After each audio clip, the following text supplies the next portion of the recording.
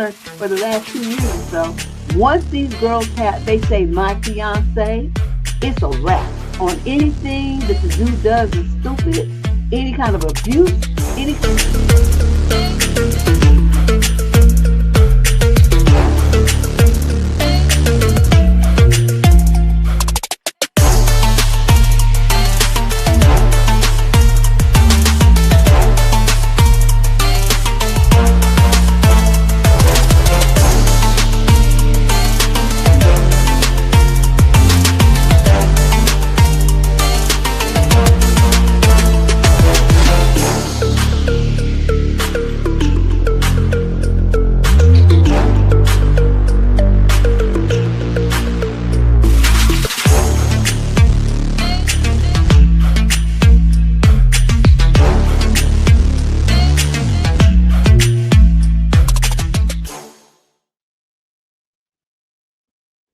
I like that new beat. Anyway, welcome to the March 8th version of What the Fuck Relationship Advice Show. I am Deborrah Cooper, your host. Have been for many, longer than I care to think about years. And this is how we do things on this channel. So people who have submitted questions in advance, they send their questions in. If you want to do the same, you can use that QR code that's up there on the top of the screen. It'll take you right to the advice question submission form. You send in your question and then we add it to the queue. So you'll get to see, we try to get them answered, within a 2 week period. But we only try, like 25, 26 questions a week. So that, if more come in that week, then they have to roll over to the next week. But generally, we try to keep up with it. If there's questions that are very similar, we kind of try to massage them together in some kind of way. So we try really hard to get everybody's questions answered, at least, like I said, within the 2 week period. No guarantee that your letter will be chosen, but we do our best. Secondly, I want to take a moment because we just ended February, and during February, I participated in an event called Happy Heart Month. Public health departments all over the country were involved in it. And the idea of that campaign is to get people to check their blood pressure.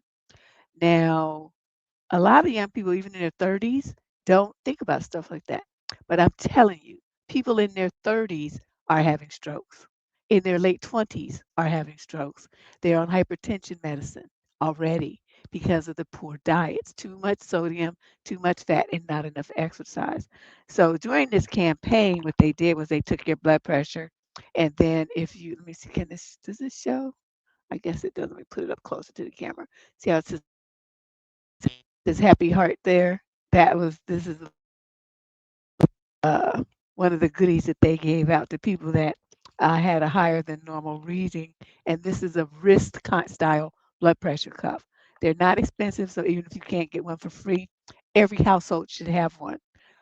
Whether it's for you, a relative that comes over, a neighbor, a friend, keep on top of your blood pressure. The reason why this is such a thing so close to me is today is the fourth anniversary of the stroke that I had in 2022. And when I remember when, taking my blood pressure, it was like, I don't know, 190 something over 110 or some ridiculous crazy amount. And I had no idea that it was that high. And that's why they call hypertension the silent killer, because sometimes people get like a little headache or something, they might feel a little breathless, but in general, they don't really show much signs. So this is my public service announcement. Get your blood pressure checked. Get you one of these, at least get one of these and keep it in your house, and take your blood pressure once a week. If you tend to eat, fast food or put a lot of salt in your food, keep on top of that. Okay. You don't want to end up like me. And it wasn't like, I think it was a combination of stress because I just finished February of that year. And then I had just had a COVID shot where I had the Johnson & Johnson one that they linked with people that had no history of hypertension or anything suddenly having a stroke. So I think between those two things, it was just like what they call a perfect storm for me. And so that's what happened. So I wanted to make a moment to make sure that you guys don't end up like I did. Okay. Do better. So let's get started with these letters. We got 25 questions as usual. And since I've Candace is going to take back over next week, but I still had to do it myself. So I and I just put the gender and the age, and that was enough for me. Okay, so she writes, this young lady, 28 to 34, and says, summary of issue. I'm going to write about the man who ghosted me last year and then approached me in the wild. I'm 31, and last year I matched with this 38-year-old dude on the apps. He's extremely attractive, and we talked casually for a few days. He asked about my availability that weekend. I gave it to him, but nothing happened, so life went on. Ghosting is so common on the apps. Whatever, I forgot about him. Fast forward a little over a year later, I'm out with some friends at a bar last weekend. I could feel someone staring at me, and it was him. But at the time, I didn't realize it was him. I just thought he looked kind of familiar. We eventually made our way up to the bar at the same time, exchanged some innocent flirtations, and then he asked me for my number. It was not until a little after the exchange that I realized it was a guy I had talked to on the apps. I became slightly annoyed that this guy had technically ghosted me in the first place last year, but I know it's common and I shouldn't take it personally. I'm almost positive he doesn't remember me from the apps. My friends all said I should just let it go and give him a shot. He's attractive and smart and seems to have his life together. What would you do, Deb? I would go out with him. You know why? Because you talked to him on an app for a couple of times for a few days. You said casually, and he talked about your availability, and then nothing happened. Okay, because you told him that you were available, he was obligated to say, okay. That's just conversation, and you know that. You sound like a pretty savvy apps chick, so why are you trying to stick all this on him because he asked about your availability and then didn't do anything about it? I mean, what are you talking about? He didn't know you shit. Okay, he never committed to you in any way, shape, or form. So now that's up to you though. If you can go out with him without having an attitude and talk about some shit that almost happened a year ago, well then yeah, you can go. But if you're gonna have an attitude and be all grudgeful and stuff about something that never even went down, then you don't need to waste his time or yours. So you think about it. You don't even really have to bring it up because really, like, for me, I would play it like I never saw him before in my life. He would be like such a non-factor. So you all remembering him and remember what he said and all this other stuff. That's not how you play it cool. When he says, "Oh, don't I know you?" would be like, "No," and he'd be like, "Well, I could have sworn I met with you on the app. We talked on the apps and stuff." Well, I don't know. I talked to so many guys on those apps. Excuse me if we did. I don't remember. I don't recall. It wasn't me. I don't know what you're talking about. And I would so you don't want to give him like he has more importance to you than what he should have in relation to the situation that y'all had. You see what I'm saying? You gotta play it cool. You don't be putting all your cards on the table like that. Like, I remember you and you didn't call me back and I told you what time I was available and you never followed through. If you come off like that, you will sound like an idiot. Okay? Don't do that. You don't know what he's talking about. This is the first time you ever laid eyes on him. Okay. Question number two. This is a female, 20 to 34, from somewhere in the UK. Somewhere issue. I need advice on a new relationship with a guy who doesn't like to share food or who takes my food away. Wait, wait, what? I'm 34, been dating this dude for about 4 months. He's 48. What is it with y'all liking to date these ancient dudes? We hit it off right away despite our age gap. Recently, though, I've noticed he can be really weird about food and drinks. He's very considerate and often asks me if I need anything when I'm at his house, but I've noticed with certain things he doesn't like to share, like soda pops and snacks. This feels a little strange because generally if someone is at my house, I share whatever I'm having. Despite being at his house, I'm often the one supplying the food. The last week I brought nearly 7 meals. I bring snacks as well. What you do that for? Today he started eating some crackers before dinner.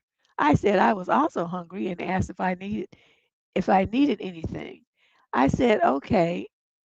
I said I was okay, and as I started dinner, I grabbed out the crackers a little while later. I had maybe two. He came in the kitchen and said I should eat my own snacks and put the crackers away. I was a bit taken aback. Okay, we'll talk about how I would handle that in a minute. This isn't the first incident where he's taking food I was eating away from me. I've never had this happen before. I'm not sure how to handle it either. He knew I had barely eaten all day as well. Despite us living separately, he recently suggested I buy our groceries, and in turn, he would buy dinner. This felt weird, but I agreed. I spent about $200 on the food. He then suggested we get value meals from McDonald's. Wow. When I said I wanted a medium fry, not a small, he acted like it was the end of the world. Damn, I'm an adult with my own money. I don't want to feel like he's doing me a favor by buying me a value meal. I'd actually rather pay for my own meal and get what I want to eat. He has a good job and makes good money.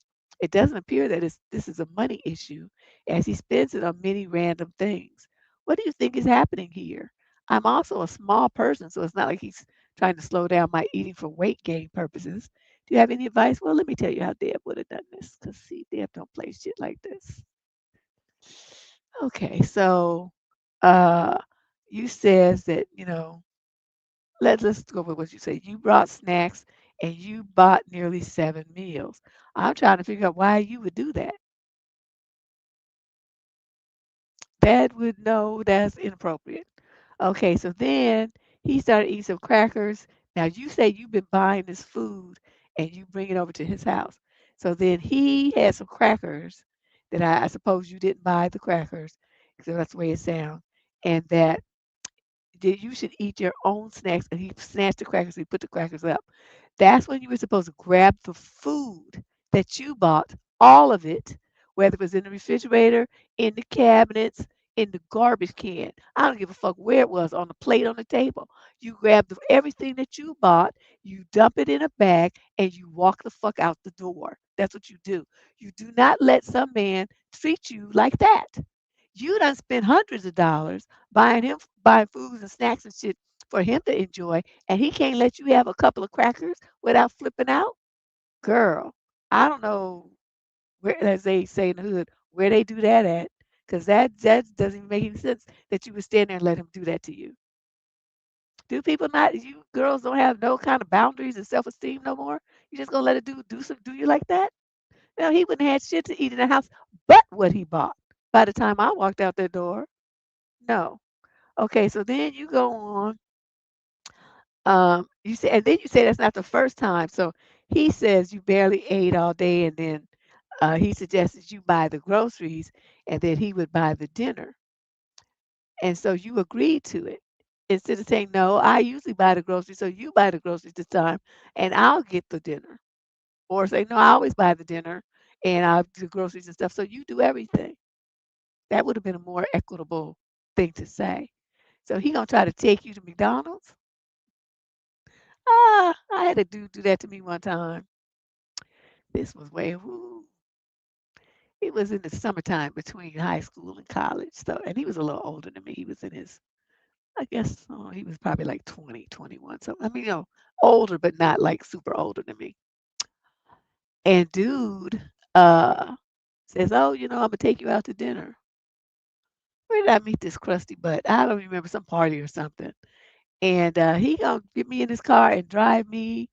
He had me meet him at his job, and then we get in his car, and goes through the drive-through of McDonald's. Now, where his job was just a couple of blocks up the street, and he started pulling into the parking lot, because you got to go through the drive part to get to the drive, and you know how McDonald's is. So you pass where they park and stuff.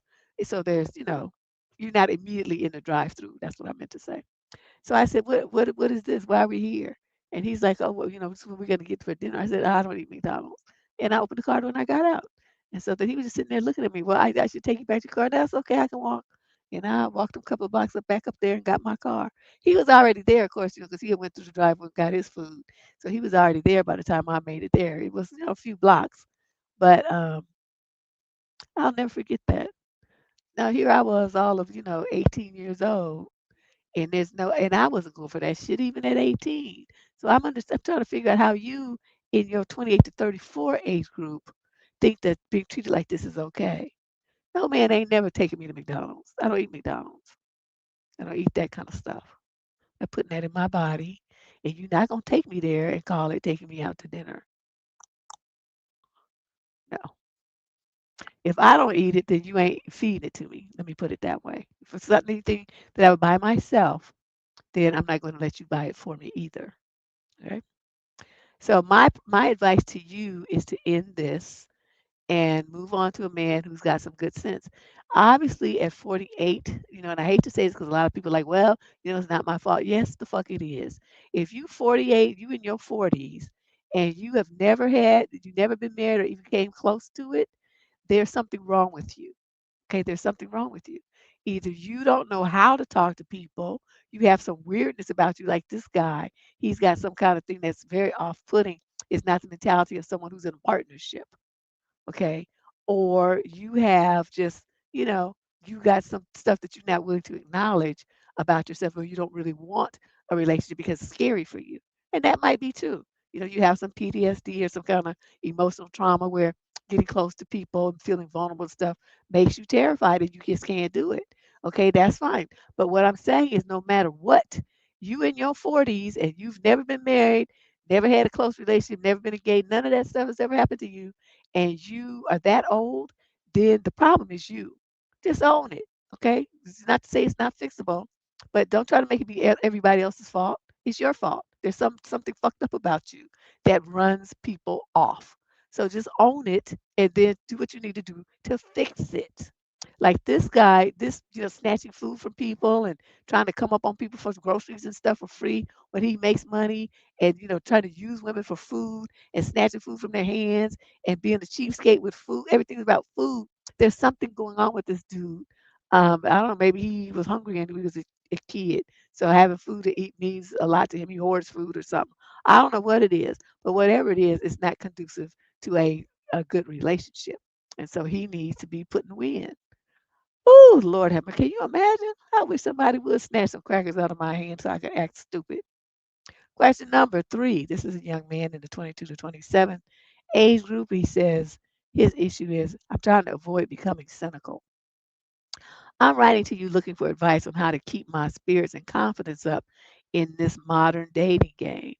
I've been working on myself and my attitude recently, and I've realized that I'm someone with a bit of a tendency to be pessimistic and to overthink. But I'm fully aware it's not going to help me in terms of anything really, but my dating life in particular. With that in mind, I'm doing my best to stay in the moment, regard each interaction as its own unique thing, and if something doesn't work out, not to take it personally and to move on. But I have to be honest, it can be damn hard sometimes.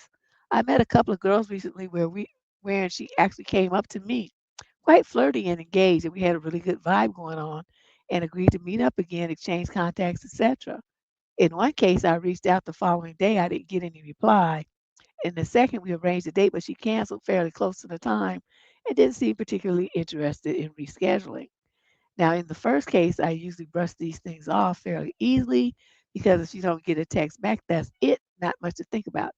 But in the case where you put yourself out there and actually make the effort to take time out of your week and seem to be treated like an option if they're bored and have nothing else to do, it can start to grate a bit. I know slipping into cynicism isn't going to help one bit, but to be frank, it can be hard to not have an attitude of what nonsense is it going to be this time. If the general experience is that you make an effort, but you don't get even the slightest effort in return. Any advice for keeping positive? Because I know that there are good people out there who do make mutual effort, but can feel very, very hard to find them. I don't, I get these kind of letters a lot. This sentiment about, modern dating. And I've come to the conclusion that a lot of it is just the culture. You guys, this age group, you guys grew up in like the instant era. Everything is instant. You have Snapchat, you have FaceTime, you have texting, you have all these things that we didn't have in my era. So people put more energy into trying to, everything was slower pace. And you get to know it that you didn't have all these instant expectations that somebody would, text you right back and call you back to, they take 2 minutes to text you back. And we didn't have all of those.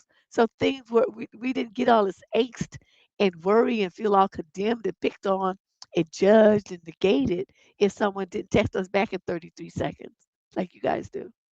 If someone doesn't like our posts like you guys do. If someone doesn't like our comments like you guys do. We didn't care about stuff like that. We just like, okay, I'll talk to you tonight, and you might have to, tomorrow night you wait a whole 24 hours to talk to that person on a real phone that was like plugged into the wall and stuff, not a cell phone. So I think a lot of that is because of the culture. You guys have created this expectation that if you do something, someone is supposed to respond the way you want them to instantly. And it's unrealistic. It's unrealistic expectation. It might be that way in social media. And it might be that way, you know, with your friends or something. I don't know. But you cannot go through the world expecting complete strangers to respond to you instantly and exactly the way that you want them to. That is just a ridiculous expectation.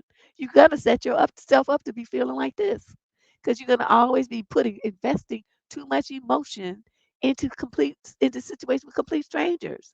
There's no reason for you to do. I mean, for real, there's no reason for you to get all like this. So you met a girl and she was flirty and stuff, and you agreed to meet up again and you exchange contacts. Big whoop de doo. So you feel like because you called her, then that she owes you something? See, that mentality is exactly why girls avoid dudes. They avoid you.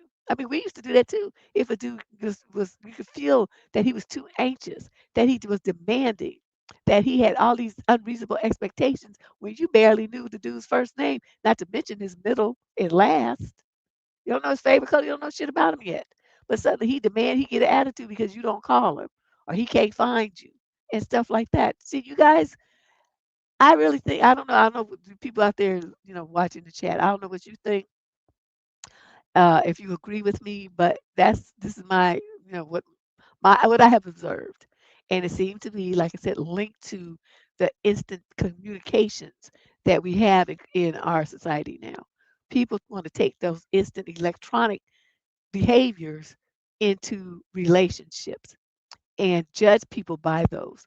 And people's emotions and minds and the developing of feelings don't happen like that. They don't happen in the speed of a text. It just doesn't work.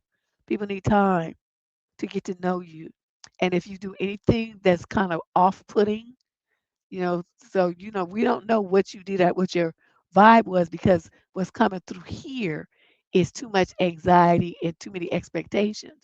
So you might not think that you communicated that, but women are very sensitive emotionally. If they felt that while they were talking to you, even though they exchange numbers and stuff to you, because a lot of times women do that just to get rid of you because they feel like, yeah, I have to give him something. That's why I tell women, get a Google number. You give out that and get some little social cards printed. You don't even have to give them your phone. You just give them that on a card because of many dudes' expectations and demands like this. I'm not saying you did that. I'm just saying that's something you might want to consider because what's coming through here, if you communicated that or demonstrated that in any way, shape, or form to those girls while you were talking to them, then it would be a reason why they would want to avoid you because you're kind of scary. They were going to perceive you as weird and not safe to spend time with alone.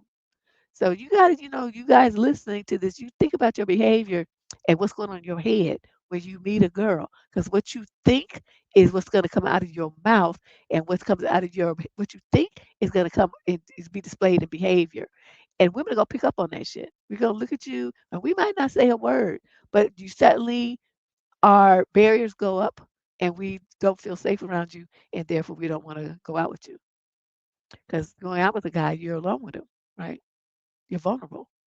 And if she doesn't think you're a safe bet because you got some kind of weirdness going on, some kind of controlling possessiveness or something like that, then she's gonna skip you. Okay? Think about it. Question number 4. This is a young lady, 22 to 27. Sort of issue. I told his wife about us. Wait a minute. Wait a minute. So you was tipping with somebody's husband, and then you gonna go and have the audacity to tell his wife. Okay, let's see what other stupid shit you did. After many years of the affair going on, years now, after years of trying to convince him to make a decision, I got incredibly mad one day and I told his wife about us. She said she's known for years. Wow. Now that deflated your little button, didn't it? She doesn't seem to care, and I'm left picking up the broken pieces of my heart. He said he's officially done with me and I am devastated. I love him with all my heart. But did I just lose him? You never had him. He was married, honey. Will he ever reach back out? What have I done? Well, you got yourself out of a stupid situation. That's what you did.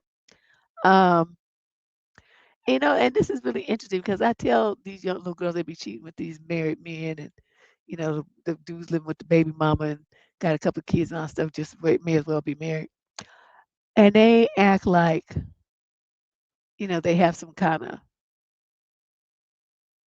unique situation. Some of them dudes got two or three women on the side, and they don't. The women know, the wives of the baby mama, wifey people, they know. And you know what? They don't care. You know why they don't care? Because they're getting their other needs met. Sometimes in a situation like, she can be a stay-at-home mama because he out there making all the money, paying all the bills. She can concentrate on her children. She can concentrate on her hobbies. She can go to the gym and exercise and get her nails done. She can do things that she wants to go back to school because now she got the time, she don't have to go to work. So in a situation like that where he gonna be tipping out, it's nothing she can do about that. She can't stop him. But what she perceives is that there's a greater benefit to her staying there to do what she's doing, to running her program, than it would be to leave him. It's more convenient for her. It's more convenient for her kids. She's got more money. She just less stress. So you calling thinking that you gonna drive a wedge between them, and that you by telling on him that he's cheating with you, that she gonna leave him. The women laugh in your faces. They ain't tripping with them men. They don't give a shit what they do. Just don't be bringing home no babies or no disease. Those are usually the two rules. And don't be bringing no bitch to my house over my kids. Okay, so three rules. But as long as the dude adheres to them three rules, they really don't give a shit what they do. Because the marriage, by the time he tipped out the first time, any fantasies they have of, cleave only unto you and all that stuff, that just went up in smoke. So they remove that from the table and they're looking at what benefits can I receive by continuing to stay in this situation. And as long as the situation is weighing heavily on the benefit side on their scale for them, they stay. And they don't really give a shit about you. The one who's getting used and gonna be, because the dude, he ain't gonna leave that. It's cheaper, that the song says it's cheaper to keep her. Because, paying alimony and then child support, and then he gotta like go find him a separate place to live. So that's gonna be an additional expense for him. So, it's cheaper for him to stay in that relationship, in that marriage. It's much less expensive. So you thinking that he wanna leave his wife and be with you, and you stupid to think that. He ain't trying to do that. He trying to have her and you too. As long as you stick around, that's what's gonna happen. These men don't be leaving their wives. They ain't not trying to be bothered with you on that level. So these little girls, I know this was a reality check for you. Notice how calm I am. This kind of stuff happens all the time. Nobody cares. If a woman's got to that point and you've been messing around with husband for years, trust me, she knows. Even if it's months, she knows. If it was a one-time thing, she might not know. But if it's more than one time where his behavior changes, she noticed. She knows what's going on. She knows what's up. And shortly after, she'll know who's up and where he goes and who he's with. And she'll know everything. Now, does she take action? Like I said, she going to sit there. She going to weigh it. But you say they will buy, but oh, you meant but never do? Yeah, they say they do. They will because the girls want to hang on to hope. They keep hope alive. Now, why you would want somebody that cheats on their wife is another thing that always escaped my logic. That shows that dude's character, his sense of integrity is just not really up to par. But they want to fight over the dude. That's like he ain't shit. The wife knows he ain't shit, but she don't care because he kicking down the bills. Right? Her kids going to private school. They got vacations. She got credit cards. She's got bags galore. She got bling. I mean, this shit that she got. Drop top BMWs and shit. I mean, she got, there's stuff happening in her house that ain't happening at yours. But then some of the dudes have enough money to make shit happen at her house and yours too. So it just depends, you know. But I tell you one thing, don't look for the wife to leave. She ain't going nowhere. And he ain't leaving her either. A lot of them dudes, and they say they know they love their wives, and they actually do. but their sense of love is separate for them from Nook Nook. It's really weird. But they do love their wives. They, they love them. They you all broken up if she decides to leave them. But I just want this message for the young ladies on the side where they the other woman. Check yourself, because you are really not that important. No, the wife don't give a shit about you and what you do. And question number 5, this young guy is 18 to 21. Summary of his issue: she's always with a group.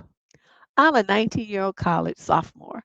There's a girl in one of my classes that I'm interested in. However, she's always with these two other girls. How do I ask her out in this scenario? Should I just go up to all three of them, introduce myself, and make small talk? Then ask to pull her aside where I ask her out to coffee or something? We haven't talked besides me complimenting her hair. Okay, you haven't even talked to the girl? How would I do this if I were a dude? I think I would walk up to them and say, some flattery flirty shit like, you are the three loveliest ladies in the classroom. I just have to get to know you. My name is Juan, and you are. So you don't say, "Can I ask you your name?" No, no, no. You don't ask it. And you are, and they'll respond. They'll tell you, "I'm Julie. I'm Annie. I'm Susie." And you say, "Oh, it's so good to meet you guys. It's where you headed to. Can I walk with you?" And then while you're walking with them, you chit chat. Even if you're late to your next class, you walk them to wherever they're going. You say, "Okay, well, I got another class. I'll check y'all out later." And then the next time you walk with them, you say, "Can I get some you guys got your social contacts so we can keep in touch other than in class?" And then they'll give it to you because see, by now you've done had a few conversations. They're like, "Oh, he's so cute. He's so nice." And then you might find, what often happens in a situation like this, as you get to know the three of them, who you decide that you like might change. You might think that you like, or you might find she's dating somebody. Just never know about these things. But then see, you have opened up three options for yourself instead of just one. Then you might decide you don't really like any of them after you talk to them. I mean, you know what I mean? There's so many options here, so many things that might happen. But that's how I would do it if I were you. I would just slide in there, introduce myself, walk them around the campus. When I see them on the campus, I would run. I'm telling you, Ash, I'm telling you, because it comes too smooth. And you see them around campus, you run your little ass over there. You'd be like, "Hi, what you doing? How was that assignment? What you think about that?" I was really struggling. I couldn't come up with nothing. Okay, you can always talk about what's going on in class, or you can talk about what's going on in your other classes. Because y'all still in school, so talking about school stuff is always a safe bet. But yeah, that's how you do it. Just have conversation. Or you can talk when you see them on Monday. What y'all do this weekend while you doing your walk to their class? What y'all do this weekend? Which is a great segue to be like, how about we get together next weekend and let's do something together? You all three, you want to go? Ooh, I'll be looking like a Mac. I'll be having three ladies. Ooh, that would make everybody jokes. You know what I mean? Jokes and everything. Oh my, he's so cute. He's so funny. Dude, come on now. You just making this way too hard. You guys, I don't know. I don't know why you guys put so much effort. I mean, just be so angst filled about this. Girls are just people. I mean, just, giggle and talk and joke and laugh with them. Don't ever joke about her or her friends, though. Don't ever make jokes about her. She's never to be the brunt of any joke. But I mean, just, your conversation be light, funny, humorous, you know. Why you got to be so serious and not so full of worrying and all this kind of stuff? It's just ridiculous. It's just too much. Oh, okay. So let's move on. Question number 6. This is a female, 22 to 27 age group. Sort of issue. He said that he loves me, but he wants to date other women before we start a relationship. Oh, that means he doesn't really love you. He just wants freedom. He wants to tap it and be free to tap other stuff too. That's what that means. So I recently met this guy and we quickly became very close. We were strongly attracted to each other, and after only 2 weeks of knowing each other, we ended up living together in the same house. Wait, 2 weeks? We both had feelings for each other, but we agreed not to kiss or become physically intimate. He said that we should only take that step after officially starting a relationship so that it wouldn't cause problems later. He also said that we needed a lot of time to get to know each other before beginning anything serious. When I first heard that, I felt happy. I thought he wasn't just another player. I thought he was taking me seriously. However, only a few days after that conversation, we couldn't resist and became physically involved. The next morning, I asked him where exactly our relationship stands now. I asked him what he wants and when he thinks it would be right for us to officially start a relationship. Ooh, you so brand new. He told me that he sees me as someone he could date seriously and even potentially marry someday. But he said we still need more time. So I told him, okay, I agree, but if we're going to take time before becoming official, I need you to promise that you won't see other women during that time. He said he couldn't promise that. He explained that if he focused only on me and stopped seeing other women, he might fall even deeper in love than he already is. Oh, dude is smooth. And if we later separate, it would hurt him too much. And that scares him. Oh, he's good. He ain't talking some shit like I used to do when I was in that age group. Oh, I'm scared of him. Even though we are not officially in a relationship, he still wants to continue being physically close. Of course he does. Duh. At that point, I thought maybe he was just another typical player. I regretted becoming physically involved with him and told him we should stop seeing each other. I packed his things and asked him to leave.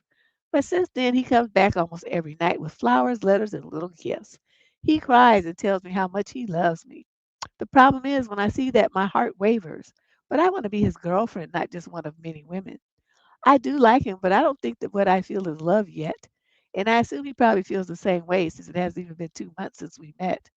I never said that just because we became physically close, we have to immediately start dating or that he has to declare his love. Yes, you did. By trying to jam him up to what is this? What are we? Where's this going? I simply told him, if you see me as a potential partner in your future and you want to continue seeing me, then please promise me that you won't see other women. Right. I mean, do you speak the same English that we speak? You don't understand like intent and nuances and how you can use different words to communicate the exact same message. You did you skip that part of English class? I'm confused. But he reacts as if I'm asking for something extremely unreasonable. I understand that becoming physically close with someone is not a bargaining tool and should not come with conditions. But still, why does it hurt me so much that he cannot promise exclusivity after we have crossed that emotional and physical boundary? Okay, so she goes on and on. So then she says, I'm a foreigner, so I'm not very familiar with Western dating culture. He says that in the West, it's normal to date multiple people before officially entering a relationship.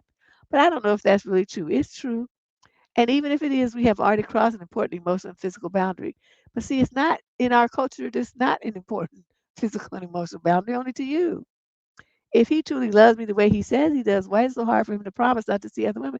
Because his words don't match his actions. What part of that don't you get? You so naive and innocent, you don't need to be dating anybody. If you don't know the fact that a man will say anything to get some pussy and keep the pussy available to him, then you don't really have any business trying to date. Even little girls 15 to 16 know that. I don't understand what's going on with you that you don't know that. Men will say anything for sex. Anything. Whatever you want to hear, it's gonna come out their mouth. Do they mean it? Absolutely not. 99.9% of the time, they don't mean nothing they just said that made you want to open your legs. Let me just put it that way. Okay, you thought you was getting something good. It means something.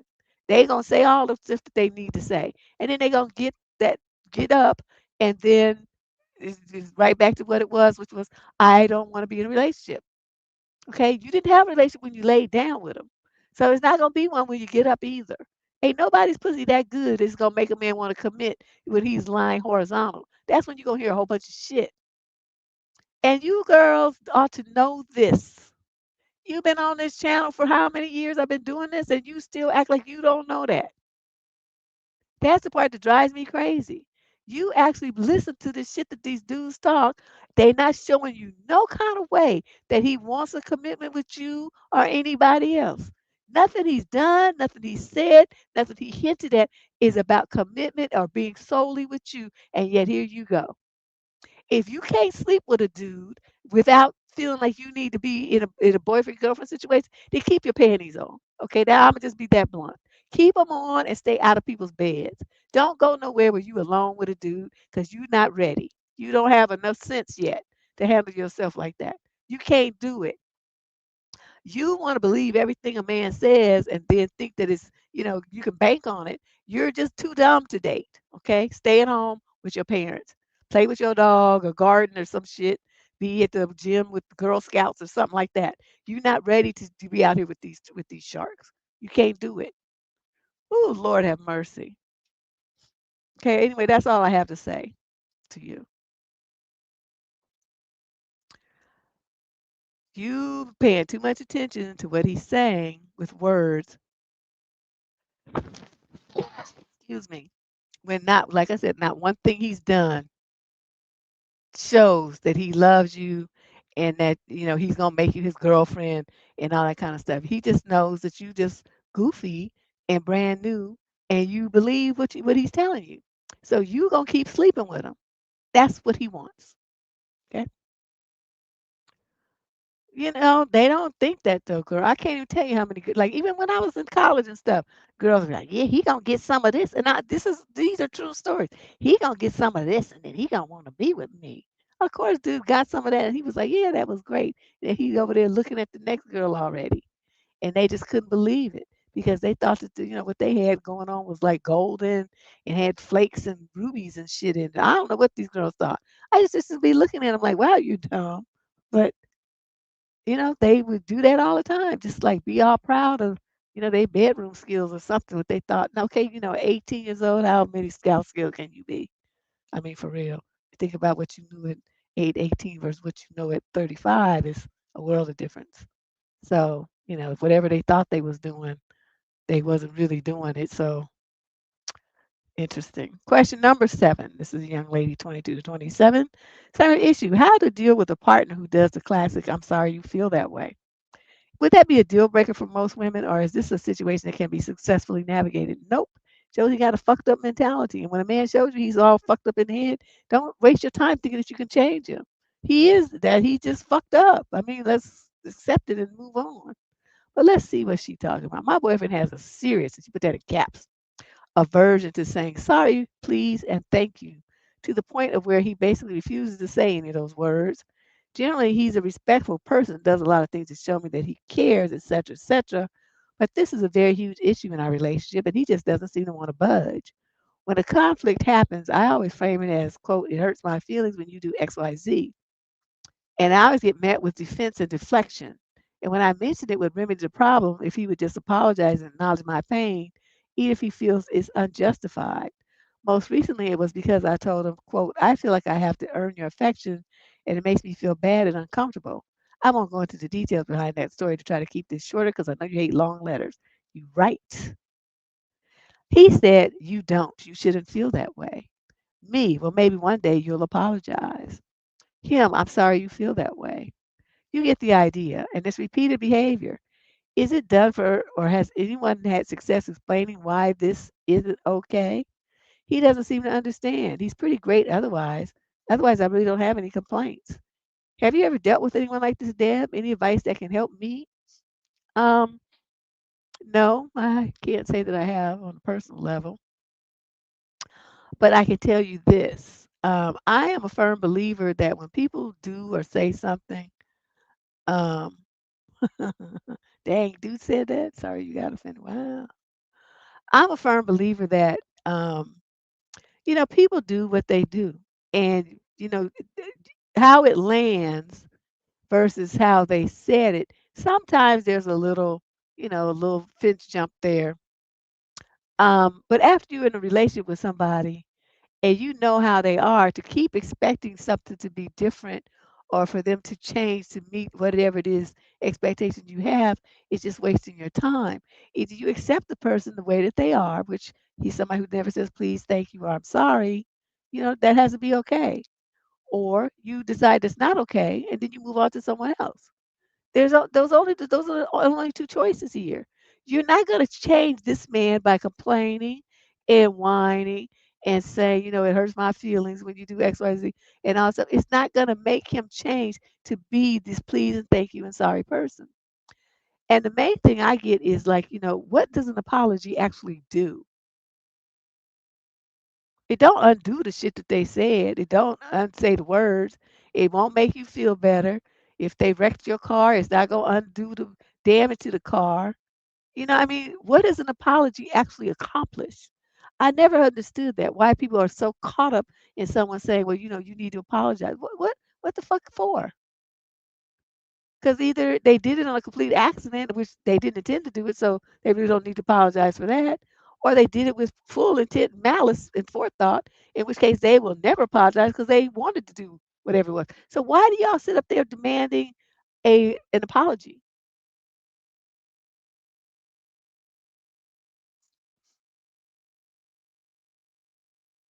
I've always wanted somebody to explain that to me. What does somebody saying, "Oh, I'm sorry," do? Especially when you know they don't fucking mean it. You just want to hear the words, but they don't mean it. So why are you trying to force them to say it? I don't get it. I don't consider that to be basic manners. Well, saying please and he probably does say it to strangers, but should we always expect our partners to say that? They could, but should they be demanded? Is it a demand? I think that's inappropriate. We do stuff for our partners because we love them and we want to do it. So, we walk around saying please and thank you all the time. I mean, who got time for that shit? Some things in a relationship you do take for granted and it's just a given. Like somebody say, "Oh, I'll cook dinners," then they cook the dinner. You say, "I'm gonna wash the dishes after you cook," then you do it. So you go both gonna say, "Thank you for cooking dinner. Thank you for washing dishes every day." We're not gonna do all that. Exactly. That's it, Ash. They had because, like I said, either they did it and it was truly an accident. They don't know what you're talking about. So that's why they say, "Well, I'm sorry you feel that way," because they didn't do it with any intention to hurt you or anything like that. And they're confused, or they did do it on purpose, in which case they will never apologize because they wanted you to be hurt or cry or whatever was the intent. So why do y'all demand an apology? What does that do for you? What does it change? That's the part that always is driving me crazy about that particular aspect of socialization amongst human beings. People say, "Well, I need them to apologize." I think it's the same group that says I need closure. They just want to hear some words or some shit, but they don't do shit. So I don't really understand what the point is. Okay, so she says, "Do I have any advice for her?" Like I just said, it's basically going to be that you accept him as he is, or you just move on. I mean, just a boyfriend. It's not like he's your husband for life or not your children's father and all that old stuff. I mean, just get rid of him if you don't like it. That's what dating is all about. You keep dating around till you find a good fit. And if this bothers you that much to the point where you can't see this being in your life for, the perceivable future, then you move on because that's not what you want. You can't see yourself living like that. You want somebody who apologizes all over himself all the time. I worked with a girl like that. Every single thing she did. "Oh, I'm sorry. I'm sorry." I said, "Oh my God, can you stop apologizing?" I kind of, was a little short with her, but it drove me crazy. She would give you a message and you couldn't read it or something because her handwriting was that loopy, fancy calligraphy looking stuff. I couldn't read what she was writing, but she could read mine, either my doctor scrawl. And so, she would say, "Oh, you can't read. Oh, I'm sorry." Whereas if she could read mine, I never apologize. So I'm like, I get keep looking at it. It'll get clear in a minute. So we just have a different mentality. I just don't see why people want to run around apologizing all the time. It doesn't mean anything. It's empty words. Let it go.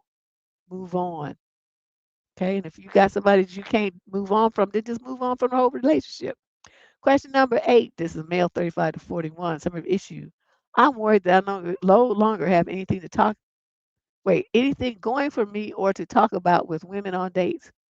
Wow, you in a 35-year, you kind of old and I had nothing to talk about. I'm in grad school. I'm in my mid 30s living with my parents. However, I feel like I'm largely in this grad school program because I feel like I don't have any other options. And I'm afraid if I don't continue that, I'll live with my parents longer and it'll be harder to date women. At first, I felt good knowing I was doing something with my life, but I can't help to feel that I'm just forcing myself for the wrong reasons. My mental health is already bad, and this predicament is making it worse. What should I do? I don't want to be romantically lonely until I'm 60. Um, this predicament. So you talking about living with your parents or being in grad school? I don't know what you mean. What you mean is predict what you're not really clear on what the predicament is that you're asking about. But I'm just gonna say that you feel like you don't have anything going for you. You're in grad school. Surely there's something that you're learning or something that professor talked about or some, you heard other students talking about some projects you have. There has to be something that's of interest that, would be a good fodder for conversation. Even if it's not that, you could take that because you didn't even say what you're in grad school for, but say you're getting your uh, PhD in psychology. Let's just run with that, okay? So part of that is a study on, stranger behavior or something if there's danger involved or something. So then you go on a date and you say, have you ever thought about the group mentality or how certain people respond when they see a crime committed, for instance? How everyone perceives that differently. And she would be like, "Well, no, I never thought about it." You could say, "Well, it's one of the things I'm studying. We're working on a study for that in my class. I thought it was just really interesting because blah blah blah blah." Then I did some research and found the police found, versus the uh, the Department of Justice, this and that, blah blah local police, and everybody says this and that, and then the psychologist say this and that, and then you got a good study conversation going off. It's like, have you ever known anyone who was a witness to a crime? And she would think about it. She'd be like, I don't know. But anyway, I mean, it's the start of something, and then you could branch from there. Okay, I'm just sitting here and I thought of that. You in the class, surely you could think of something to talk about that's related to your field at least. The dreams that you have for after you finish school.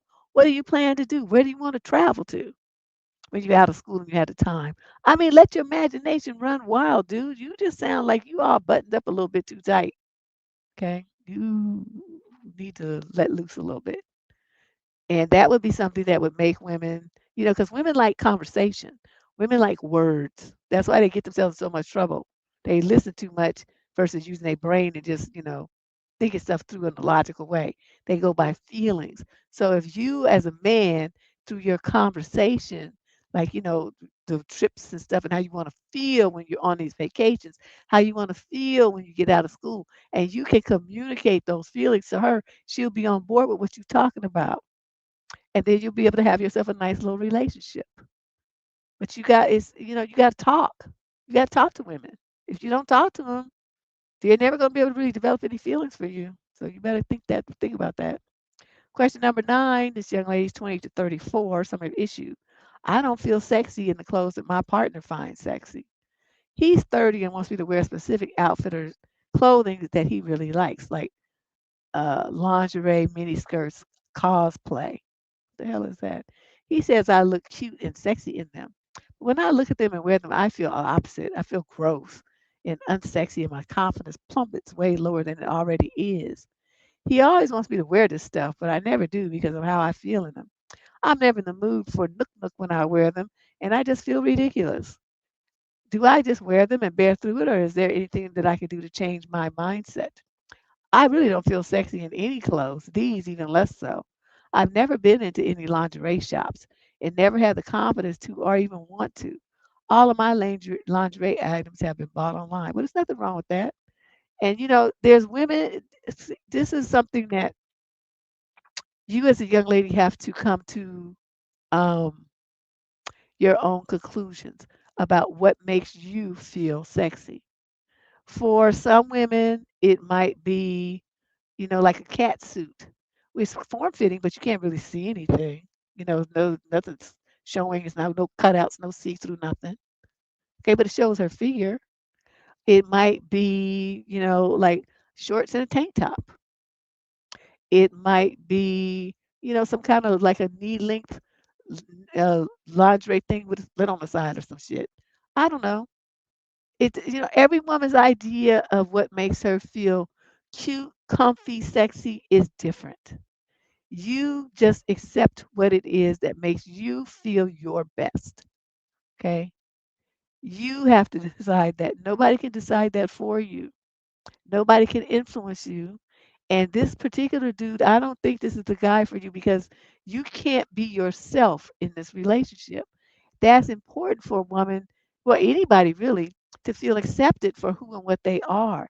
How can you feel comfortable to really be vulnerable to a man where you constantly feeling judged and that he wants to change you into something else? That's never going to work. That's not going to work long term. And I'm not saying he's a bad guy. I'm not saying what he's talking about is wrong. I'm just saying it's not good for you. Okay, it's not what you it's not working for you. So for you, this man and his little desires is not a good match. So, you say it makes you feel worse and mentally and emotionally than you already do with your self-esteem and confidence. That means this is a bad situation for you. And I strongly advise you to break this off. Okay. That was the trigger that when you said that, that's what let me know that this is not good. This is not good for you. It's not a good situation for you. And don't worry about feeling sexy for anybody other than yourself. Okay? You whatever you put on, you should be able to look in the mirror and say, "Ooh, girl, yes, you got it. You got it. This is it, girl. This is it." If you can't do that in any of the outfits that he wants you to dress in, then that's not the man for you. Okay. Question 10. This young lady's 22 to 27.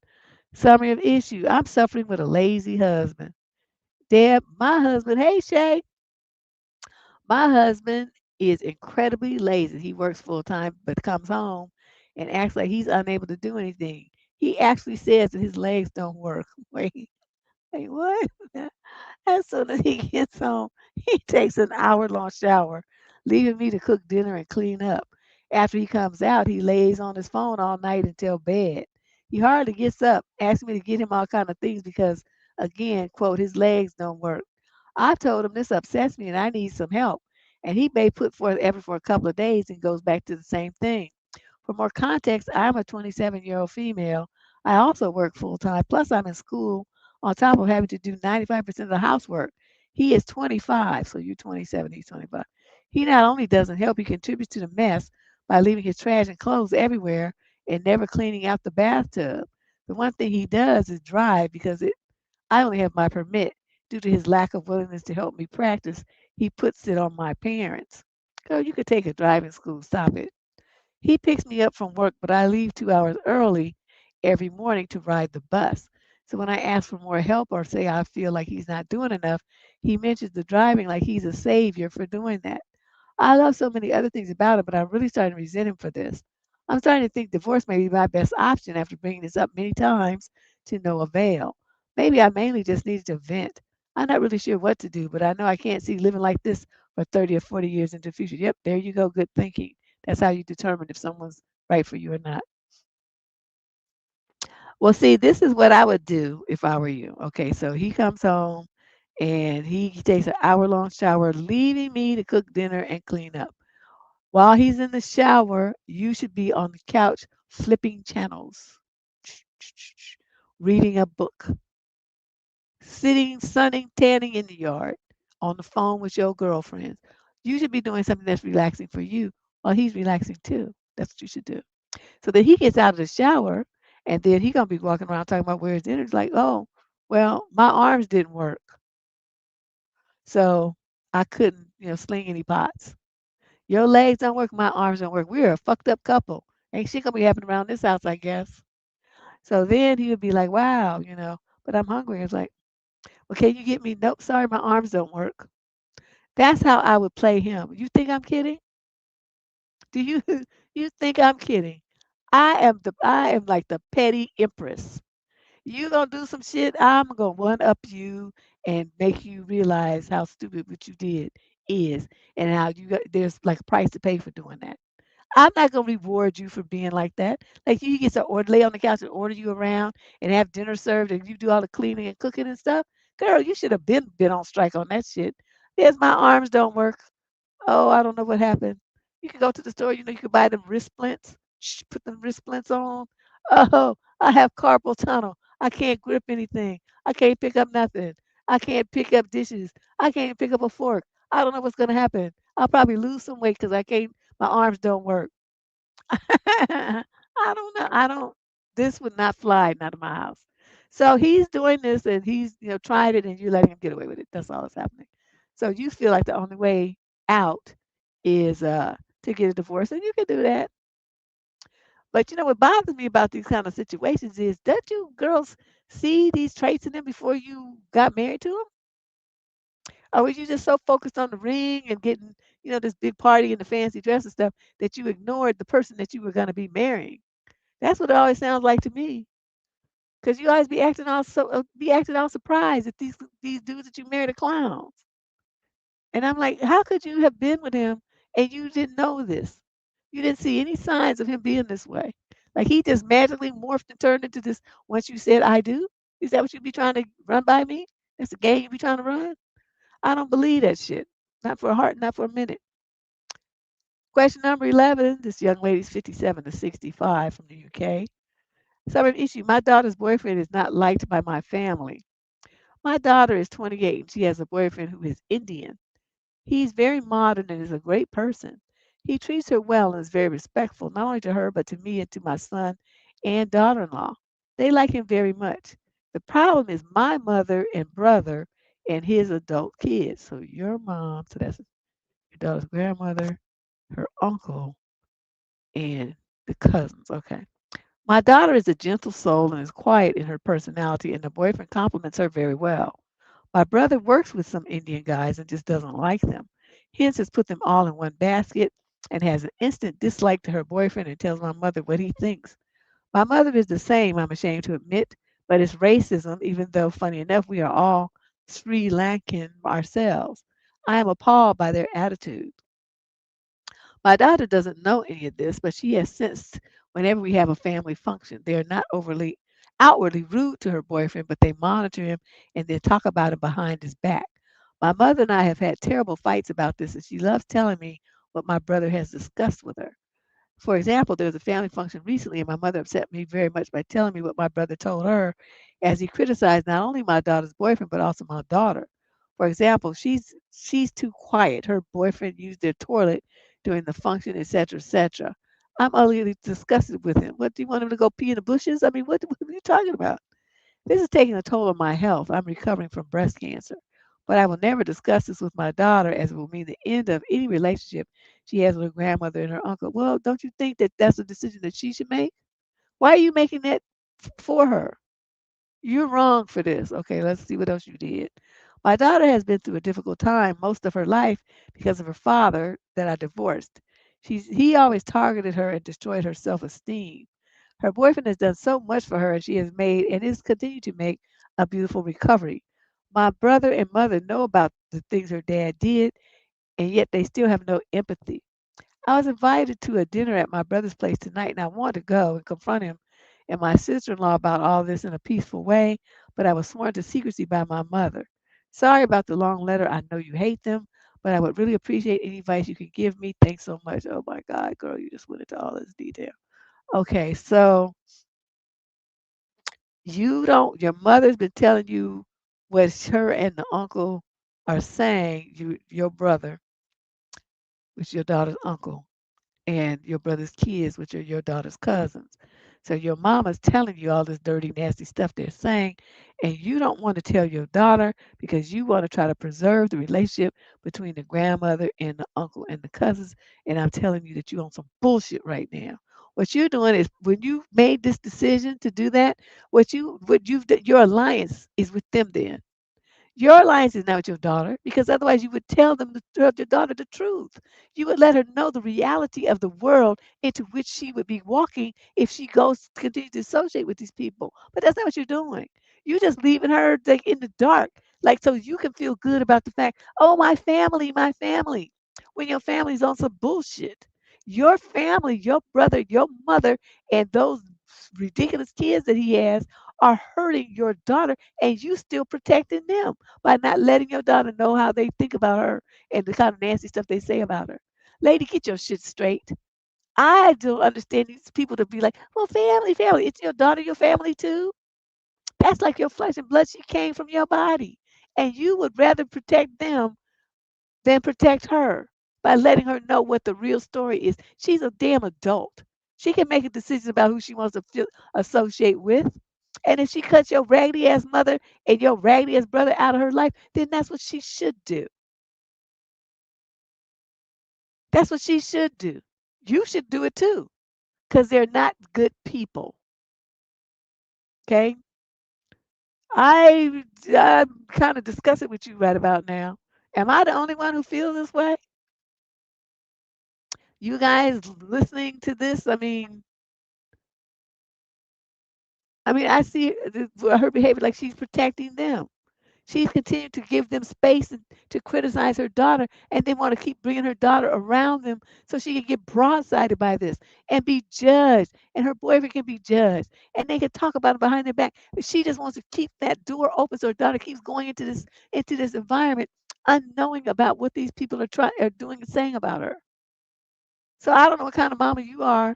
If I was her and I found you did some shit like this, I'd put your ass on in the corner on the timeout too. All y'all get over there. I'm not talking to none of you because you're all raggedy. Even though you're not doing the racist behavior, you co-signing on it by not telling on them. Bullshit ass. Question 12. This is a young man, 22 to 27. You understand? Thank you. I'm like, I feel bad for this girl. Like her own mother is not stepping up. Wow. That's when she finds out, she's gonna be devastated. Okay, this young man is 22 to 27, summer issue. Finances in our relationship are leaving me feeling a bit bothered that my partner isn't offering to help cover costs. Oh, okay, so I'm not the only one. I'm like, oh, I just, I don't get it. She won't help cover costs. Hey, Deb, I'm 23 and my girlfriend's 24, and we recently started dating for about a month, and we've known each other for 2. We met on an app. On dates and any outings that we are on, I'm paying for everything: food, drinks, Ubers, transportation, anything else. I'm a traditional guy, so I don't mind paying for majority of things. However, I realize that I'd appreciate some sort of split occasionally at least. She has never offered to pay or split even once. And I'm realizing that it does bother me just because in previous relationships, my partners would offer to pay or at least buy the next round of drinks or get the dessert. Most often I'd say no and still cover it anyway, but it's about the gesture. I'm her first boyfriend, so I think she has the expectation that the guy has to cover everything. And she's also an international student from Vietnam, so I believe there might be some cultural differences. I'm looking for advice on how I can bring this up with her. Should I be direct and hint at it, or if either way, how so? Again, this is unusual for me since I'm used to relationships where covering outings go either way. Another reason I'm thinking about this is because I've been single for a couple of years now, about 4, and I'm used to saving a lot and living very, very minimally. I'm the type to hunt for deals and coupons.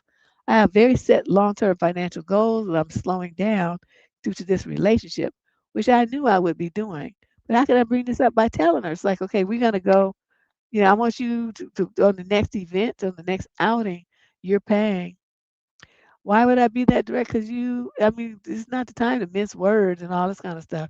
And you got to realize, you used to dealing with American girls. And so then you got somebody that's from a different culture. And you're right. I mean, they might be different. I don't know because I know I had some Vietnamese girls used to do my nails, and we talk a lot. But that's one thing we never talk about. We talk about like what female stuff and men and dating and kids and just stuff like that. We didn't really talk about culture and stuff, spending and that kind of thing. Um,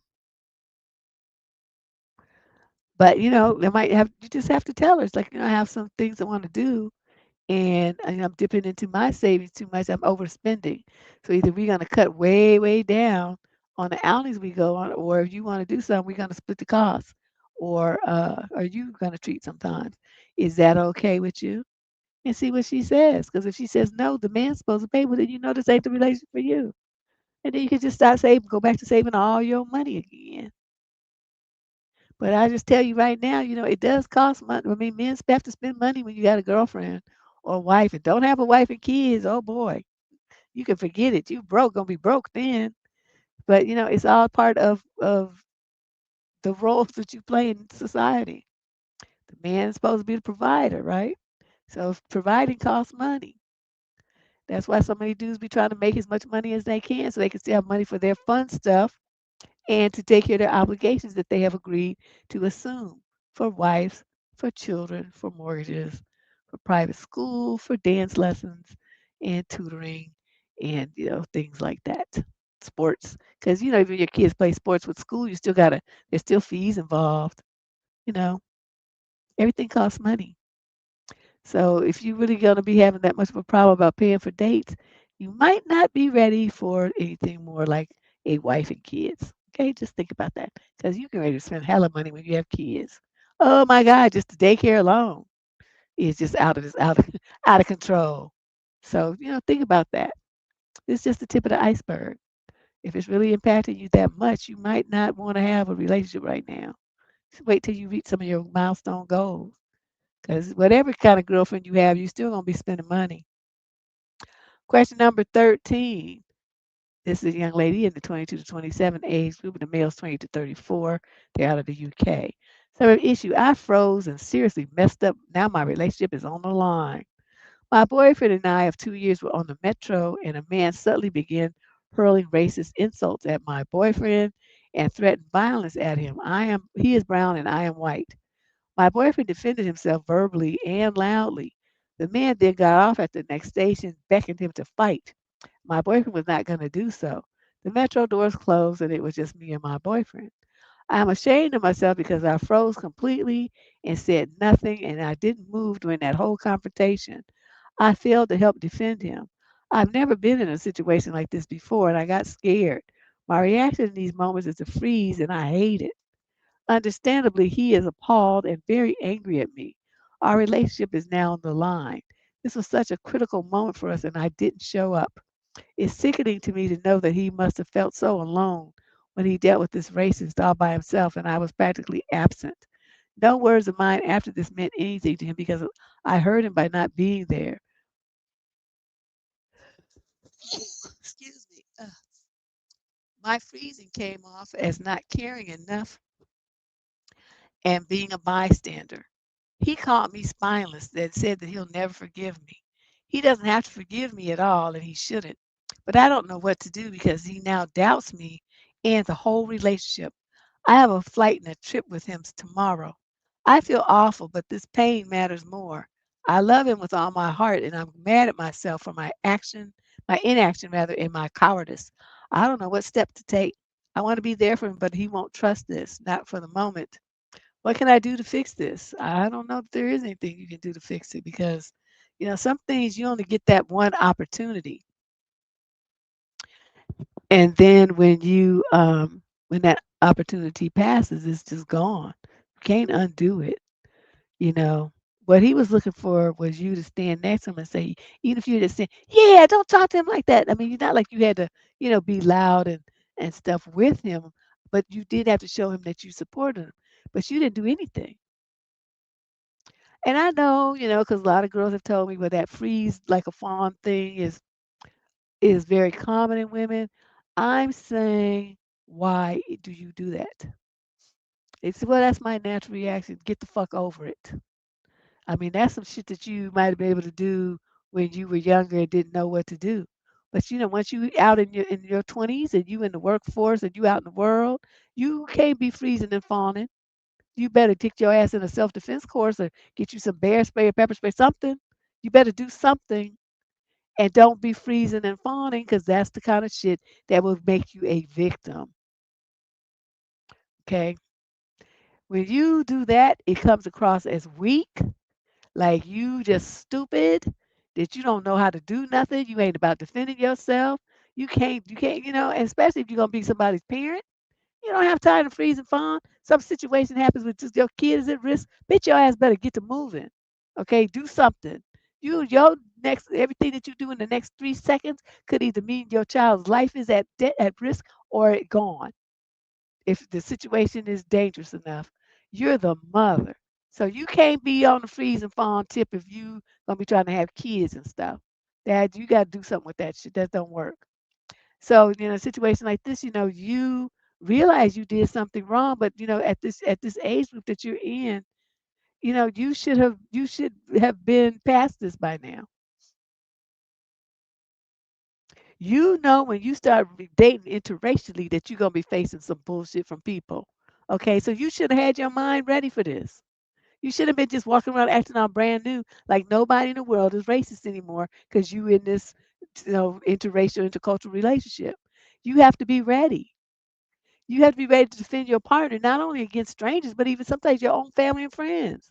You just gonna stand there and let them abuse your partner? So see, I just cannot. I know people say, well, that's what happens, but I just really don't care. I don't care. That's not an excuse to me. That's just a dumb bitch that's gonna sit there and just let somebody fuck over her kid, fuck over her man, and fuck over her relationship. And you just gonna stand there and just take it. I just can't with you. That your mouth should have started moving the second that man said something inappropriate to your boyfriend. Like, motherfucker, who the hell do you think you are talking to somebody like that? Even if you just said that to show that you was on his team, that y'all was like this. But you did nothing. Of course he's hurt. Of course he's livid. He don't trust you anymore. And you did that to yourself. Getting in an interracial relationship and not ready. So I don't know what to tell you.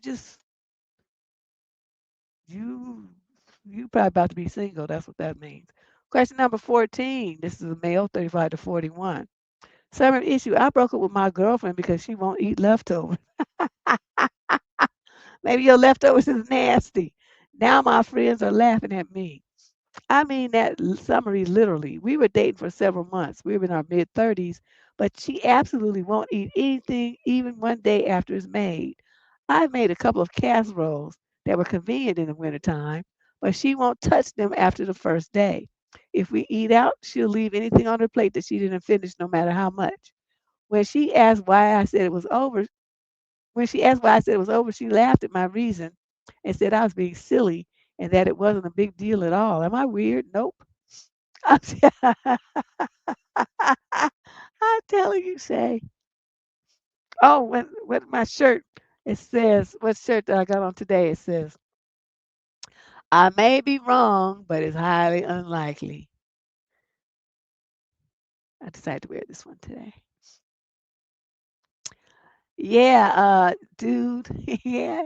But the first thing that came to my mind is because your leftover, it was nasty the first day, and she couldn't imagine it being forced down her throat the second time. But then if she does it even at a restaurant, well, then that puts a different spin on things. She just don't want to eat no leftover food. You know. I, however, am not. I'll be thinking about how much money that shit costs, and I'm like, oh no, we gonna eat this shit till it's gone. And like I made, like my daughter got a tri-tip from Costco. It was actually pretty good. So I made the little tri-tip, and then we ate some of the tri-tip. And then the next day she's like, oh, what are we gonna have? I said, we're gonna make a sandwich out this stuff and put it in your lunch for you to go to work. So I made her a tri-tip sandwich. We just put the lettuce and tomatoes and all the stuff on there. Oh, she thought that was really great. And then we still had some left. And she's like, what are we gonna do now? I said, I'm gonna make some beef and barley soup. And then my cousin was like, "You gonna put tri-tip in soup?" I'm like, "It's only a little corner of it left to be perfect." So then I made that little soup. Okay, so that tri-tip, we had 3 meals out of that tri-tip. Well, she had three, I had two. But you know what I mean? I'm not wasting no food in this house. I'm gonna use everything. And so then after that, the tri-tip was gone. But that 7 seconds cost like $60. It was huge. Well, it was big to me, big old slab of meat. But yeah, it was like $57 or something like that. So yeah, I sure did find a way to use it. Thank you, Shay. I'm like, wow, okay, let's move on. Question that was weird. Question number 15. This young lady's 20 to 34, the male's 35 to 41. Third issue. My boyfriend moved in 2 weeks ago and I'm already noticing red flags. How do I address this without getting into a lengthy argument? My boyfriend, we've been together for a year and a half, has been very adamant that we move in together. And now we've been living together for 2 weeks. But I'm noticing a few things that are bothering me, and I'm really not sure how to handle them. The other day, I noticed that he doesn't wash his hands after he uses the bathroom. I noticed it a couple of times before, but usually I let it slide to avoid conflict. Oh my God, did he walk around touching stuff in the house? Ugh. I was debating whether I should bring it up or not, but since we now share a household, my apartment with my things in it, I felt it was important to remind him now that we're living together and sharing a household. He sighed, washed his hands quickly, and then started an argument saying that he doesn't wipe, so washing hands isn't necessary. I told him I don't care, it's not hygienic, and we went back and forth for a while. Well, see, you wasn't vulgar enough. You didn't say nobody wants your nasty ass dick cheese all over the doorknobs and shit, motherfucker, you nasty pig. See, you have to talk to them like that. And then they'll be looking at you like blinking and stuff. And it's like, oh my God, I can't believe you talked to me like that. Yeah, you should have known that was coming. Later, he said he didn't like to be lectured and that I should have been nicer about it. No, you nasty, funky, disease carrying motherfucker. I'm not going to be nicer about it. You sitting around here touching everything in the house with that, all the bacteria all over your hand. Why do I need to be nice? That's what he would have got from me. I disagreed because I felt I had asked neutrally, but I let it go to avoid more arguing. No, you don't never let that go. So if you don't like it, you nasty freak, get your shit and get the fuck out and take your bacteria with you. Then yesterday while cooking, I noticed he had completely ruined one of my nicer wooden cutting boards. He had used a bread knife to cut vegetables. What? Leaving the surface rugged. I politely asked him to be more careful with my things when using them. Instead of apologizing, he tried to brush it off as not being important. It's just a fucking cardboard, his words. Called me overreacting and saying I should, quote, pick my fights more wisely. I stayed calm and tried to shift the focus to avoid a fight, but I still had a feeling that this was not being fair because my request was reasonable. It feels like he's very sensitive to anything that comes across as criticism, but for me, it's not about criticizing him, it's about showing respect by listening to what I'm saying.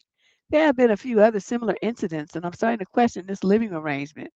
I know the things we are arguing about seem trivial, but I feel like he's lacking respect for my belongings because he doesn't really care. He is not really careful with his own things either.